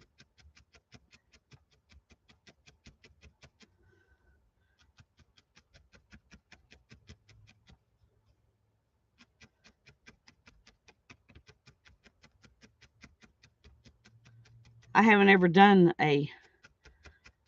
um, a critter before.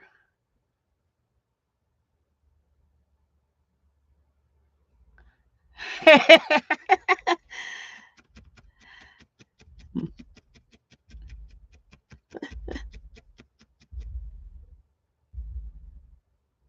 don't know if y'all can hear that, but just as I read what she said, somebody driving around with their bass was going dum dum dum. Just the and all you can, of course, all you can hear is the bass. Anyway, I thought that was funny. It's like, oh no, We are in a movie.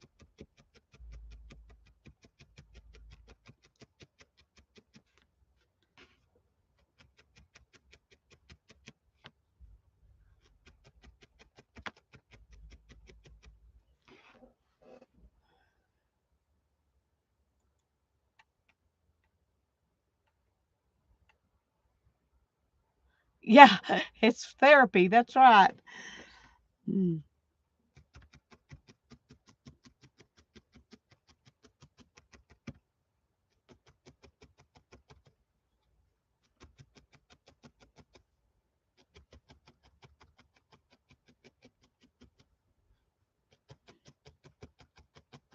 Well, I can tell you now, with one little needle, this is going to take a long time.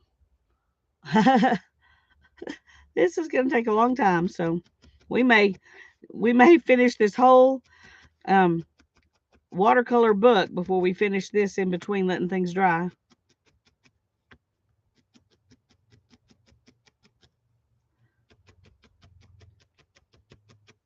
Probably could have chosen something a little more interesting to watch than just me stabbing this over and over and over and over. Uh,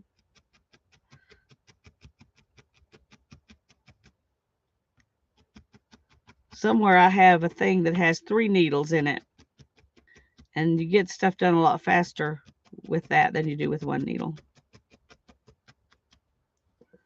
But I want to get the neck really, kind of, and you can't really even tell. There you go. Kind of tightly in before I try to make the head and the body. You can watch my water wiggle. Okay, that's good.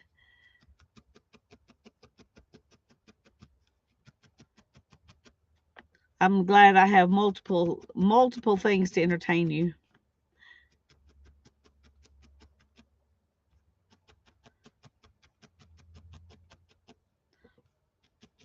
Hannah and I've been kind of having fun thinking of things we can do to save on electricity cost and that kind of thing. And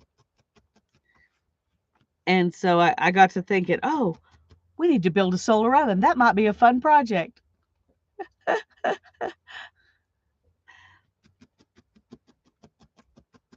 So I was watching videos on that today.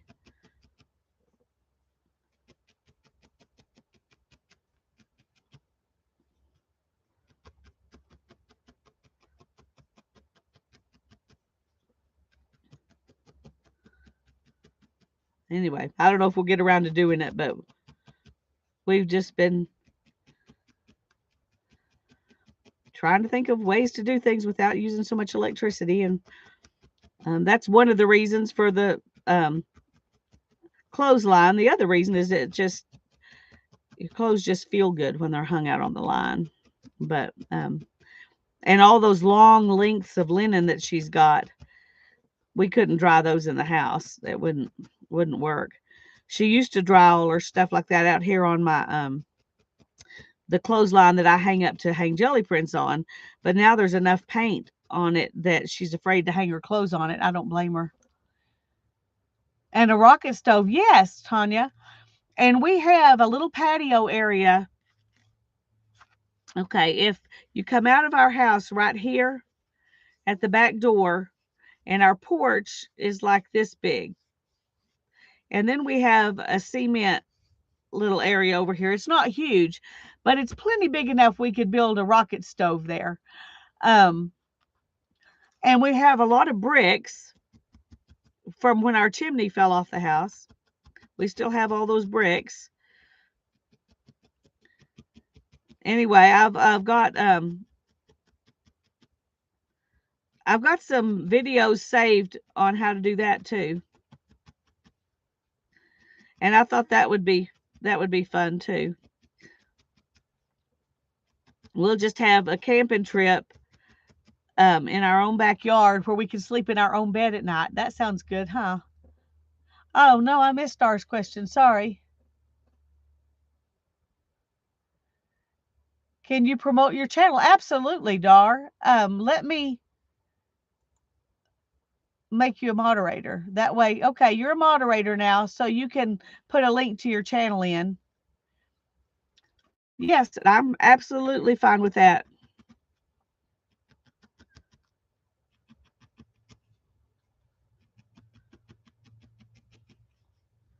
We're a family. We need to promote each other. Okay, I have a little deck. It's about as far as I've gotten now. Woo! Well, welcome to moderator world. Luckily, we don't have a lot of problems with real trolls. And now that I turn on the subscriber only chat thing, I'm not having any of those bots either. So there's not a whole lot for moderators to do except fun stuff like posting people's channels and things like that. So being a moderator is a lot more fun now when you don't have to um, kick out trolls and stuff. You don't have to be vigilant. You just can do stuff that helps people.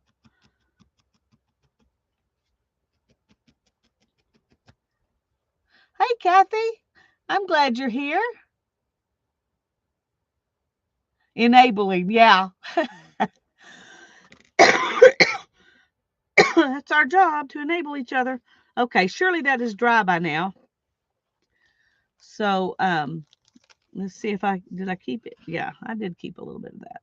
All right. I'm gonna put that on here. And we'll just put this stuff back in the bag. It's not like it's that much or that hard to put up. So we'll probably have another chance. So I'm not going to put it too much up. I'm just going to move it out of the way. And let's see if this looks. Well, it's actually not completely dry yet. Um, I'm going to use the heat gun just a little bit on the for the last little bit. Oh, you are so welcome, Dar. You are so welcome.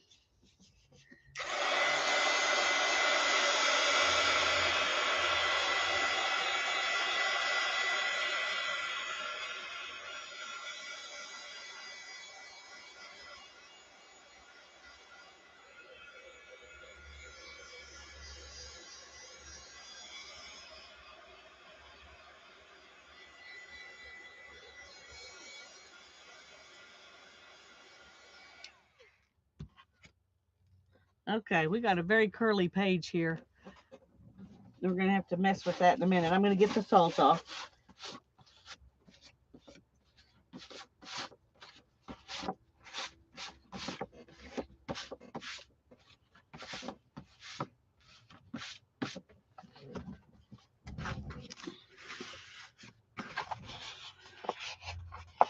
Okay, let's go from this side. Maybe because it's not completely dry. Maybe it'll flatten out if we work from this side.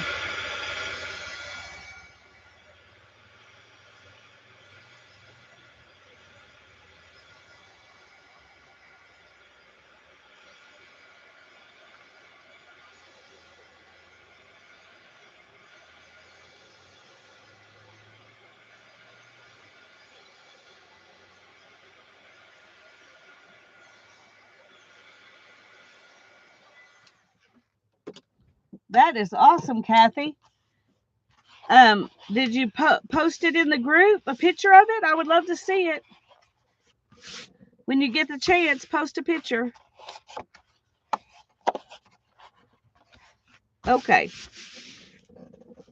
Next step.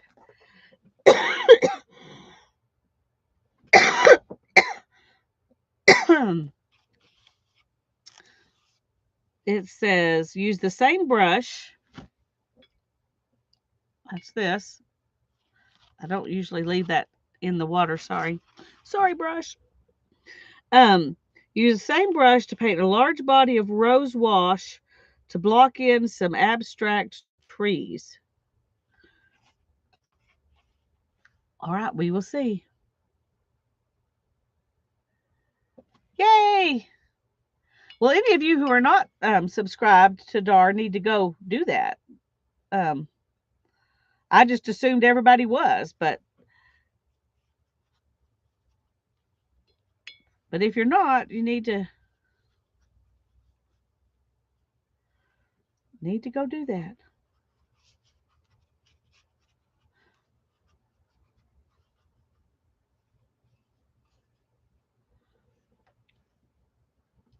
I don't know that I'm doing a good enough job here of. I don't know how to blog in a large. How do they say it?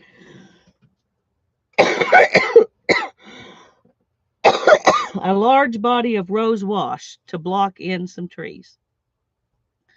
Some abstract tree. Okay, well that's it. That's what we're doing. That's our abstract trees.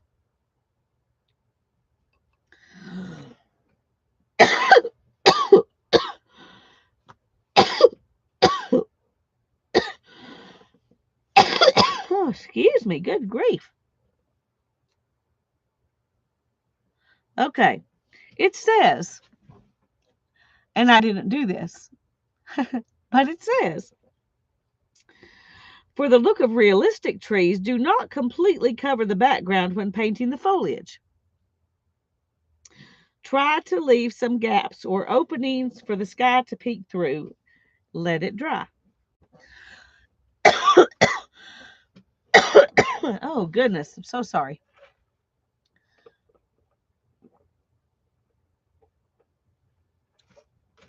Thank you, Kathy.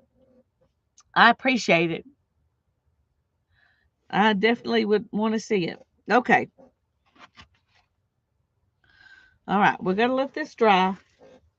So we're going to put it back up on its little perch. And we're going to pull this back out. See? I don't know why I even put any of it up.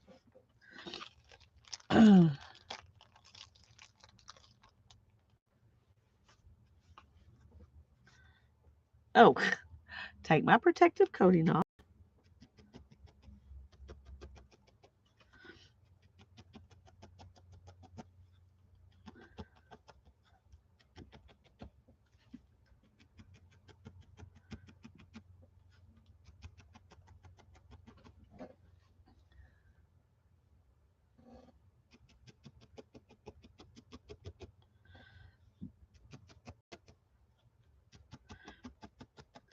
I started a shawl, crocheted shawl, back in October, November, and I would crochet on it while I watched TV with Darren, and I crocheted on it a little bit when he was in the hospital, and I have not been able to pick that up.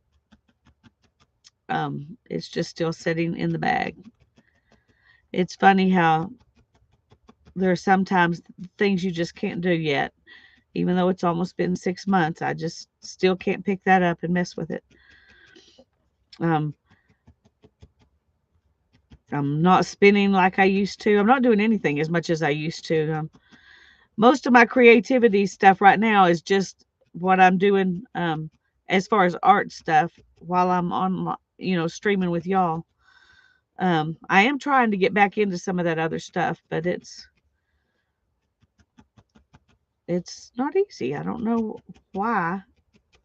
It's not like he did art with me, it was just a lot of it was the things I did, except for streaming, things I did while I was sitting there with him.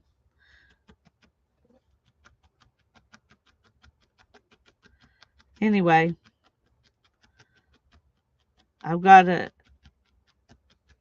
couple of hot projects that I'm in on. The one that Maria is doing on the second Saturday, and then our same sex Wednesday that we're going to start. And so maybe I'll be making those videos. Maybe I'll make some more videos.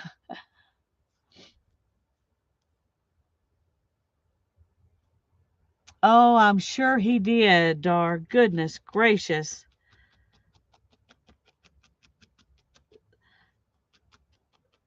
That would be very difficult, because at 4 he probably doesn't even know what he did, and so he thinks it's everything's going to catch on fire always.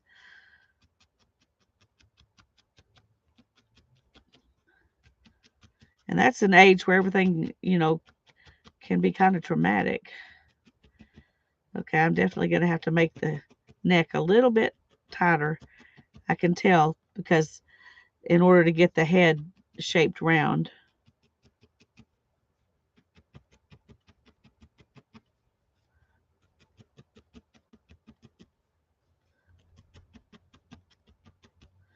Anyway, Hannah and I are trying to make our own traditions and um, do things, that's, I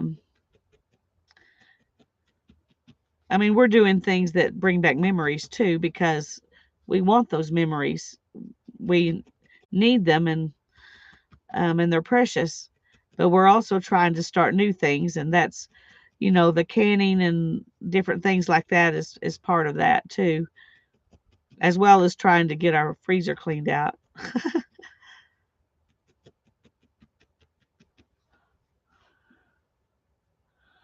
Yeah, I know you understand, Brittany. Hey, Julie, we're glad you're back.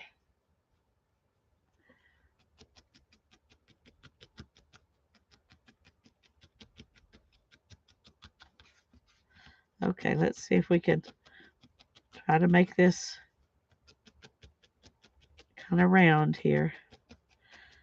I don't think it'll take very long for that step to dry. We'll be back to the painting board. I started to say back to the drawing board, but you know what I mean.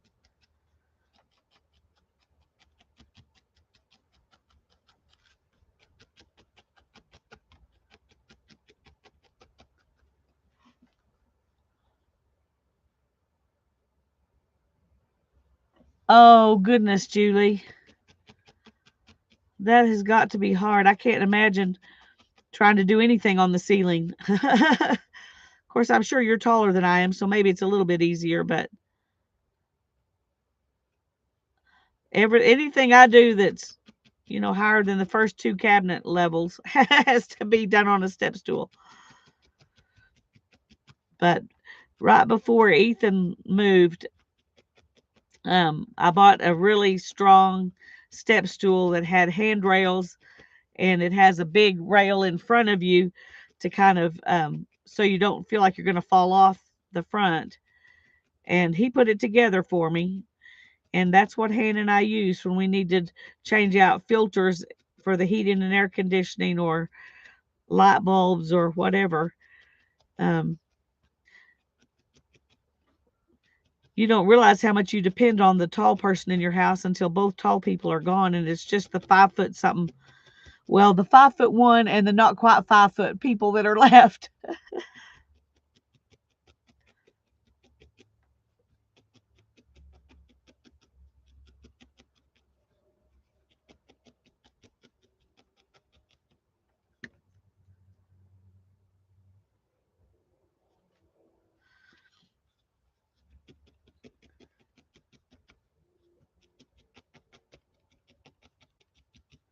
Okay, let's find that.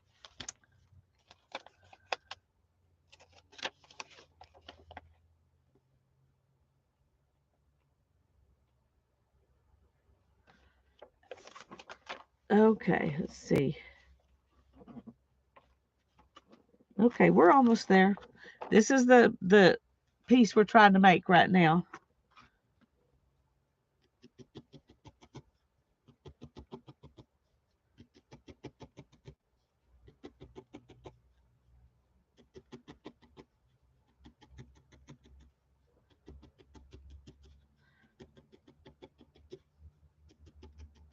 Now I'm trying to make the neck smooth up a little bit towards the head and down towards the body because he doesn't really have a neck, very much. It's just like his head is tapered there towards his body. So,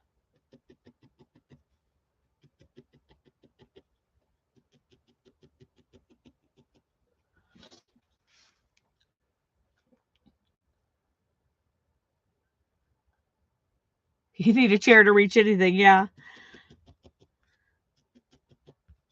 Well, I lived by myself for 12 years before Darren and I got married. Um, and then I was with him for 25 years. So twice as long. I've had somebody tall around, twice as long as I'd had to do everything myself. um,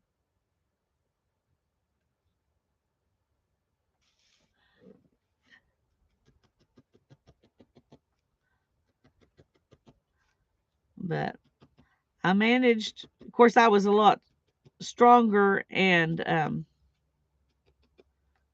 healthier and younger and everything back when I lived by myself than I am right now. But um,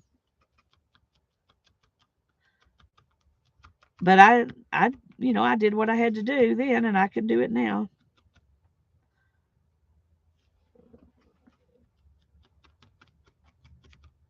I used to climb up on the cabinet and do stuff, standing on the cabinet. Those kinds of things I don't do now. But I let Hannah do that part. She does the climbing now.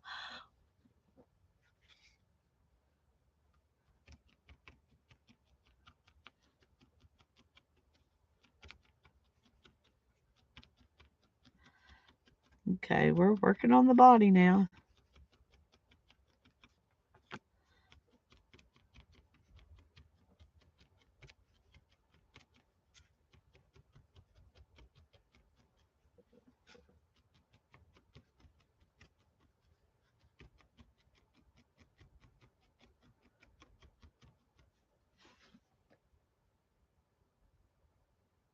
Yes, vinegar is good. Vinegar is good. Hydrogen peroxide is good too.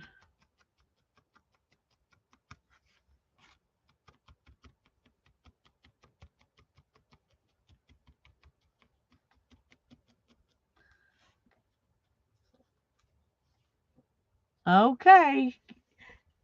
Lurk and weave in the ends. That sounds good. Okay, I'm gonna set this aside again and we're gonna see if that's dry enough. We can move on to the next step.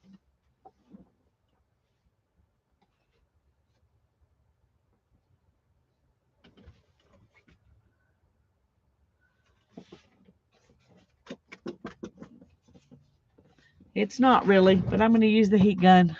We'll dry it a little bit.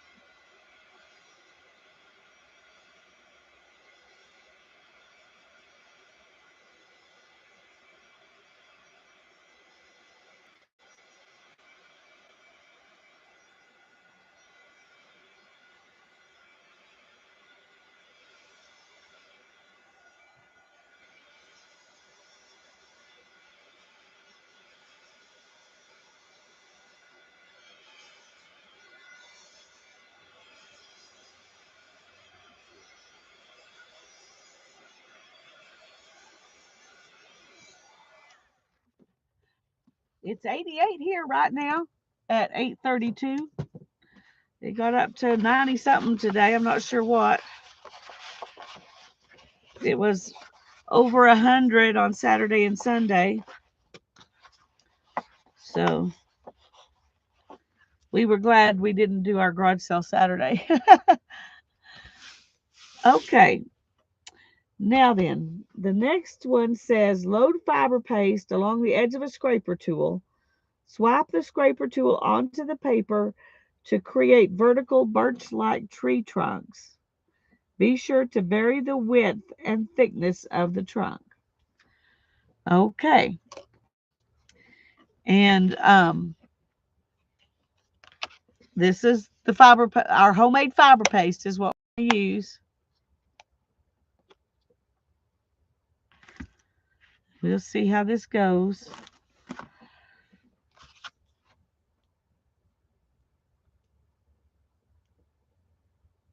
It doesn't really want to load, but anyway.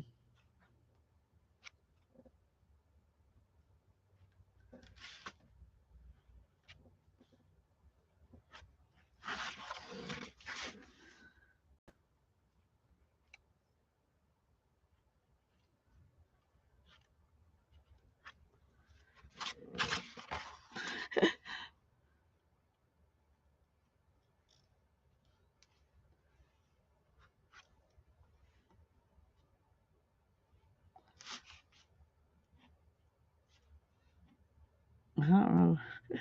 It's not wanting to. Okay, we're going to load it like this because it's not wanting to. It's not wanting to scoop it up too good. That fiber kind of wants to stick together.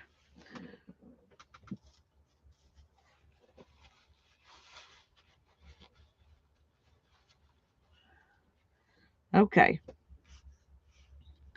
I'm going to make this one go a little bit at an angle.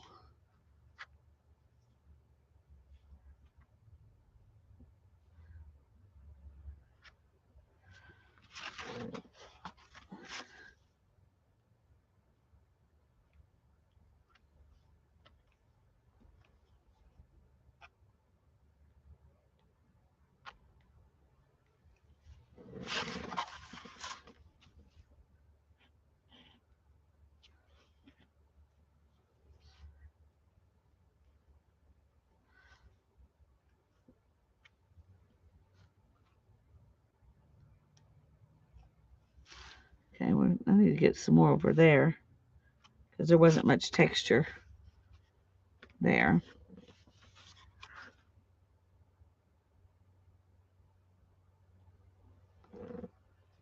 Okay, and then one more. Uh, I don't think I varied the size very much.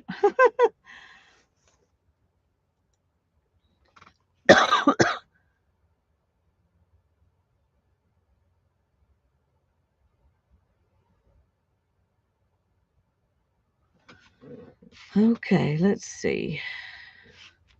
I'm going to make this one a little skinnier if I can.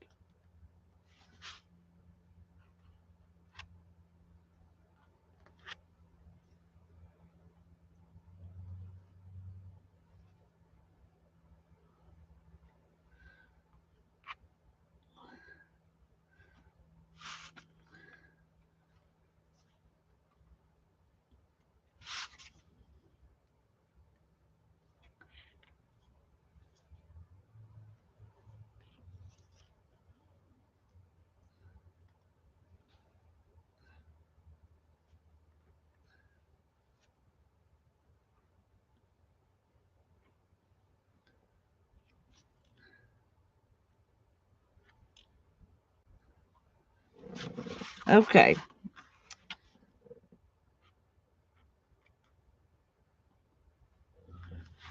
Well, my birch trees are all about the same size. I just couldn't make them at 3 different sizes. So here it is.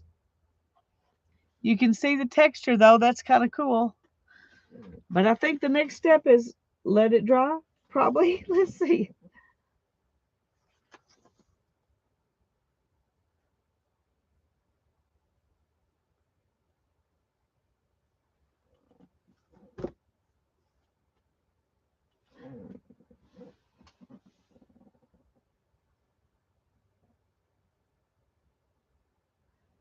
Okay. There's some of that watercolor came off on that, so I'm gonna take that part back out.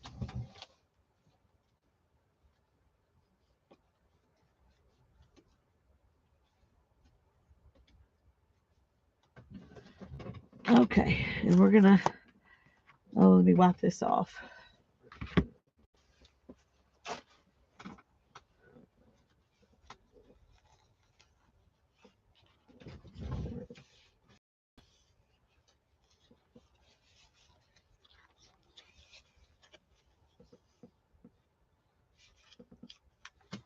Okay.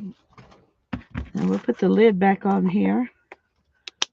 And I need to write fiber paste on here. Yeah, it is kind of. Uh-huh.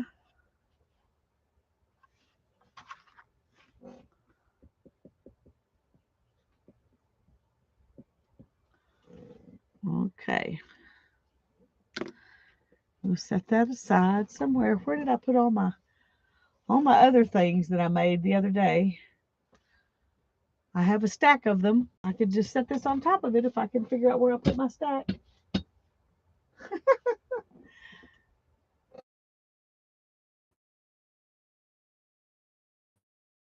To get over there right now.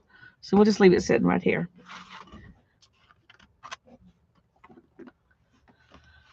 Okay.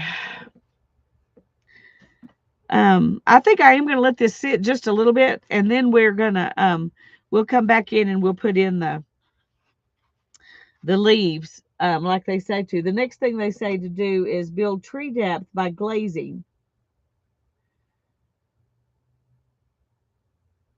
Take a large round brush loaded with magenta and lightly dab in more leaves using just the pointed tip of the brush. Let it dry. So, so we're going to do that, but we're going to let this dry a little bit first because I'm really afraid that if I touch that, it's going to soak up that watercolor really good. So we're going to give it a little bit of time to at least start to dry a little bit. And we're going to keep on poking on this guy.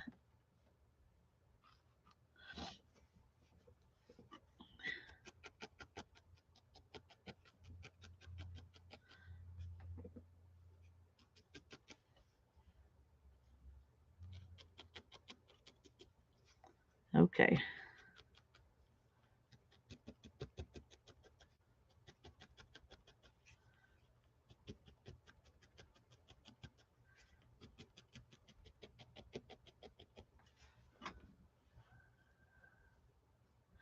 Heat gun. Yeah, I may use the heat gun some, but I want to let it dry naturally a little bit if I can. Um, what time is it? 8:41. Good grief. I guess I will just use the heat gun because I don't want to stay out here too much longer. Okay. I didn't realize how late it was.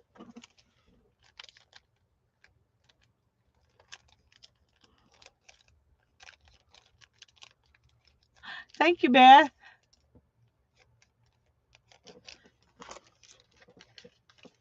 Okay, let's put all of this back in the big bag.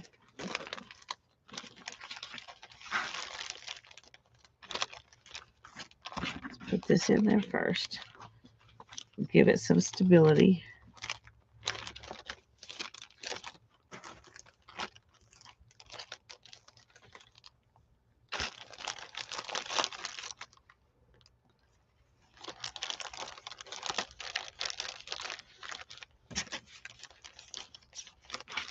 Okay,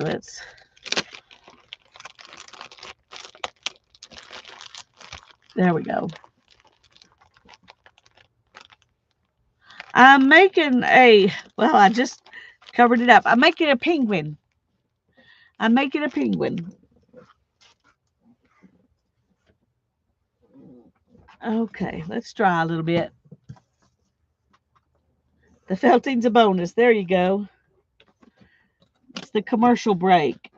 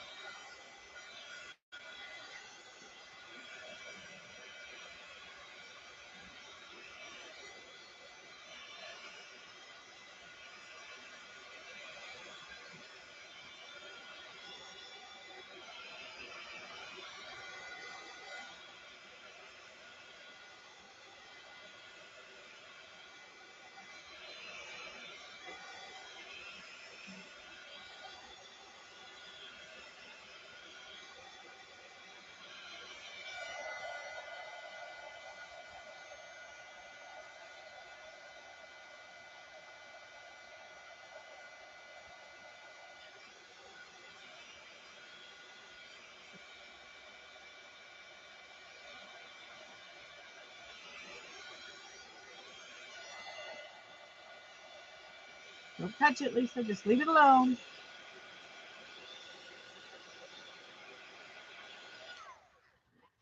Yes, you may. What do you want a screenshot of, Dar?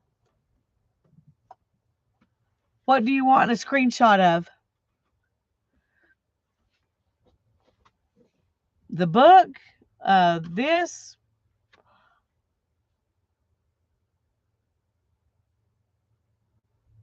This. Okay. Well, I'll stand back and let you do that.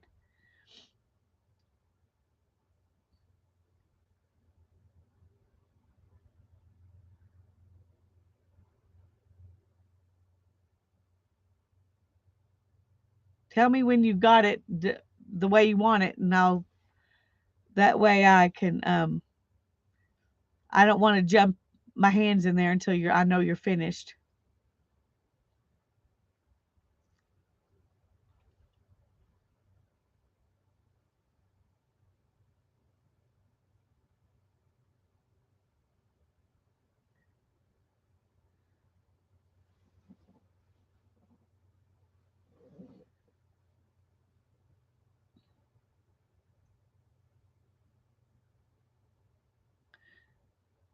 Okay. Um,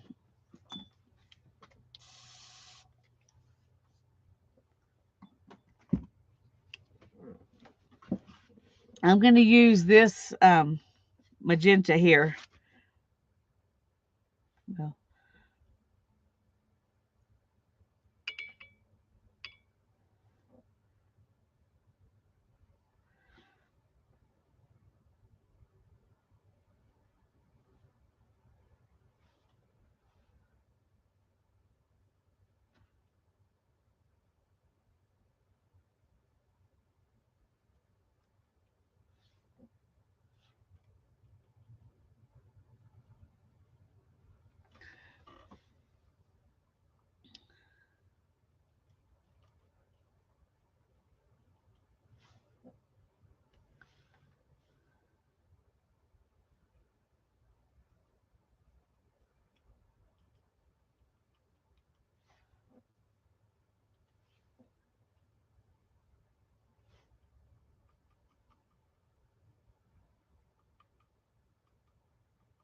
we're going to be going all the way kind of over here.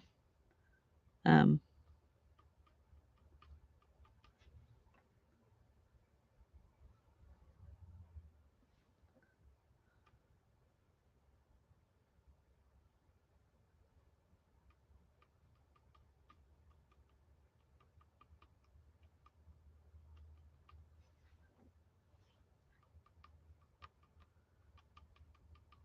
since the trees go off the page, the leaves need to go off the page too.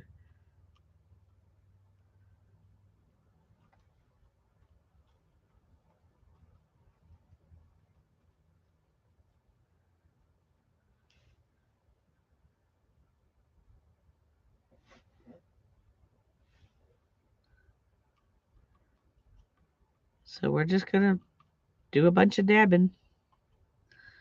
Little dabs will do you. A bunch of little dabs will do you.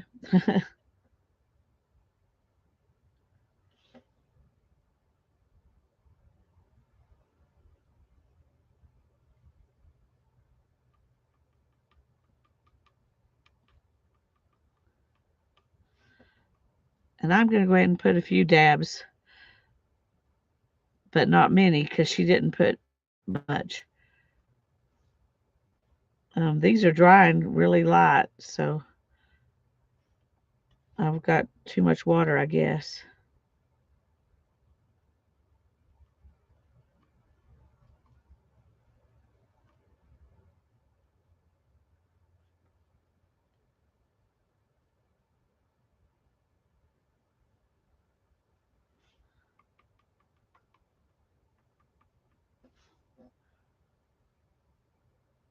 Is there a song in your a little dab will do you? No, I don't have a song in my head.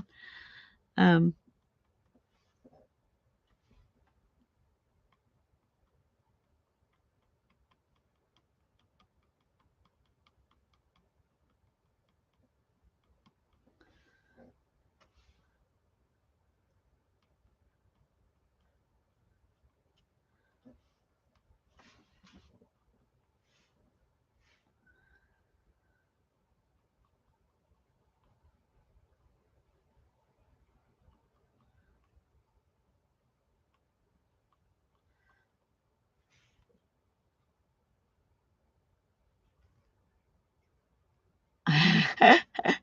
How do you know?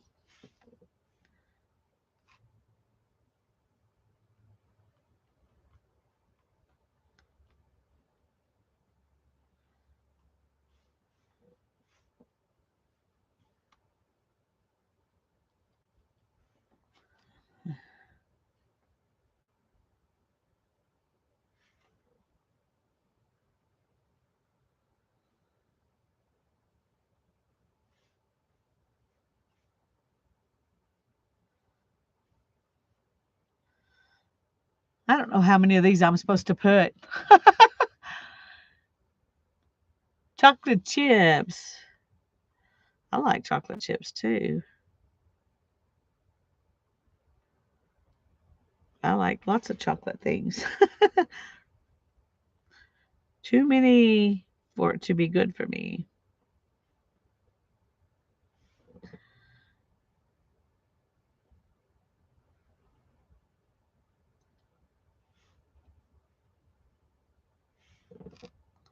Okay, I'm going to let that be that for now.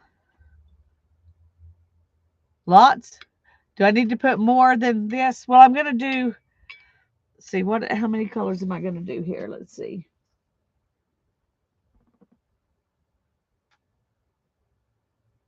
We do the magenta and we do orange.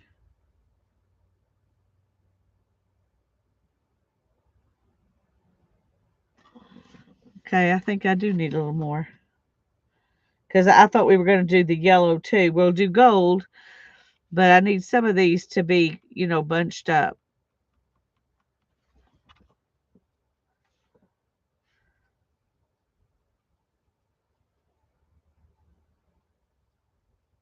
And I don't have enough bunches.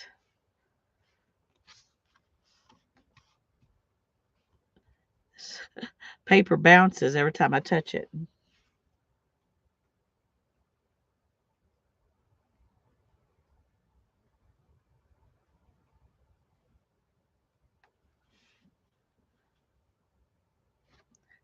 Thanks, Dixie.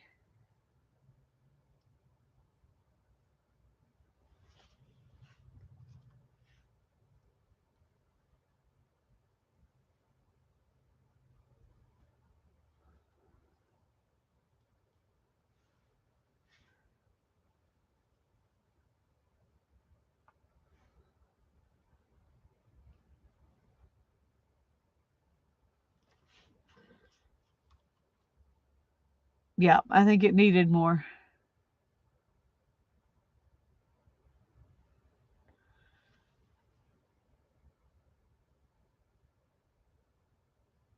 Put zebra stripes on them. Yeah. Well, I think these are abstract. But she does have after the orange watercolor, and then you mix gouache with the orange to do the third layer of leaves. So there were 3 layers. I thought there were. And then she wants you to tone down the trunks by using quinacridone gold, and then you're adding your dark in with the watercolor right on top of that quinacridone gold.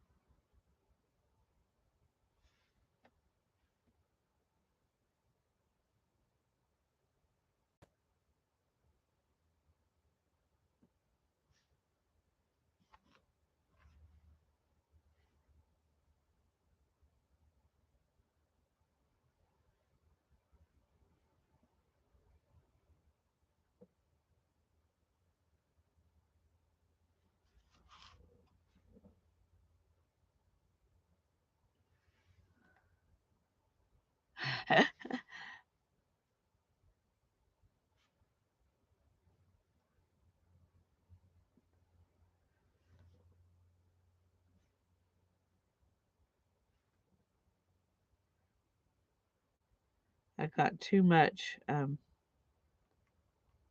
She doesn't say to actually to let it dry in between colors. So if they kind of mix together, that's okay. I guess I'm assuming.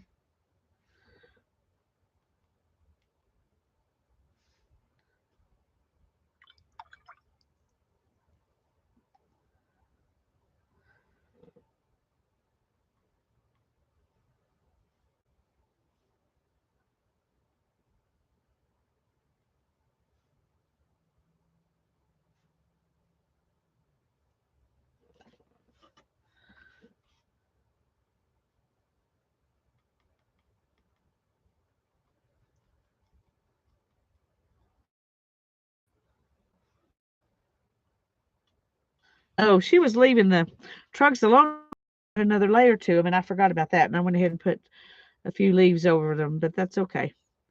We'll make it be okay.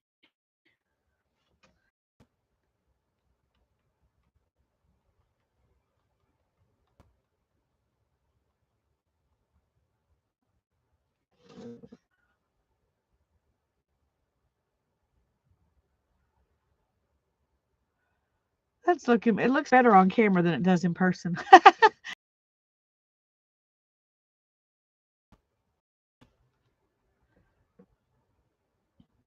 Okay.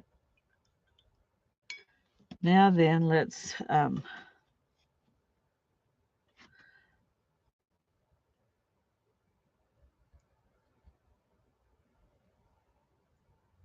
take some of this gouache, and I'm gonna mix it right here.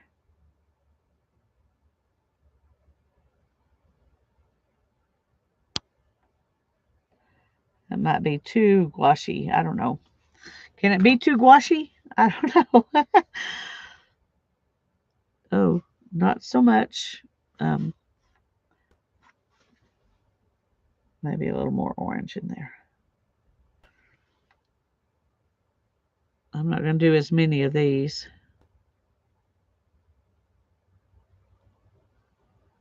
because they're just like highlights.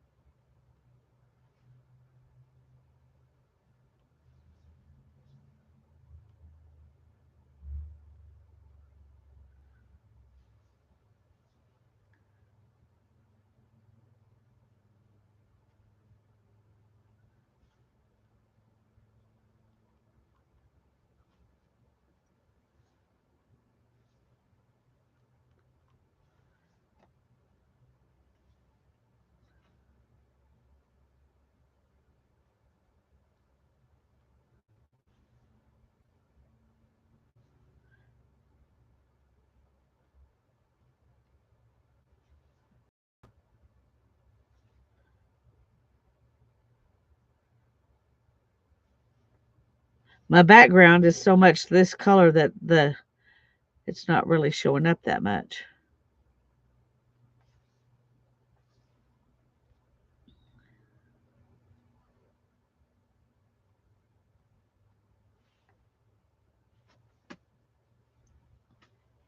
Let's get a little one more gouache.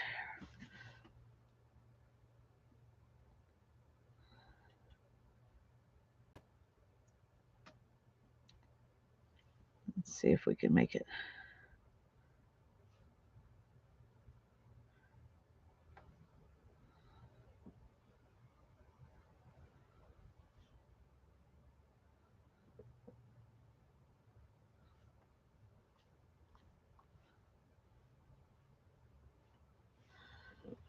Okay, I'm going to call that done here as far as that goes,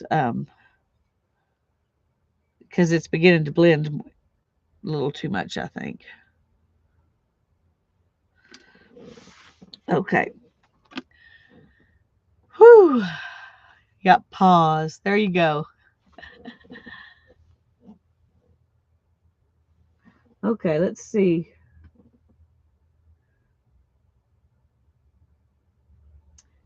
All right, it says to let it dry. Well, that is going to take a little while to dry. Um,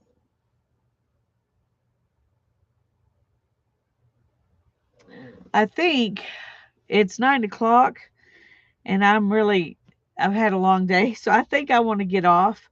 So I'm just going to leave this sitting here until it dries, and next Monday we will finish this.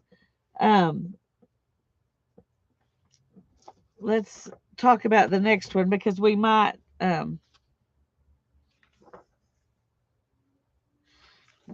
start on the next one. I'm not sure. It's poppies, but you're using basically all the same things we do, except she has a black Stabilo pencil and black dimensional paint, and that's basically the something different from watercolor that she has on the next one. So we'll see what we can do with that too. But this is what it hers looks like, the final one, and we'll finish it next week. See how she drew in branches? That makes it look a lot better. I can't wait to get to that point. You do that before you put the gold on, I think. Um, so that'll be fun. So we're just gonna let things sit.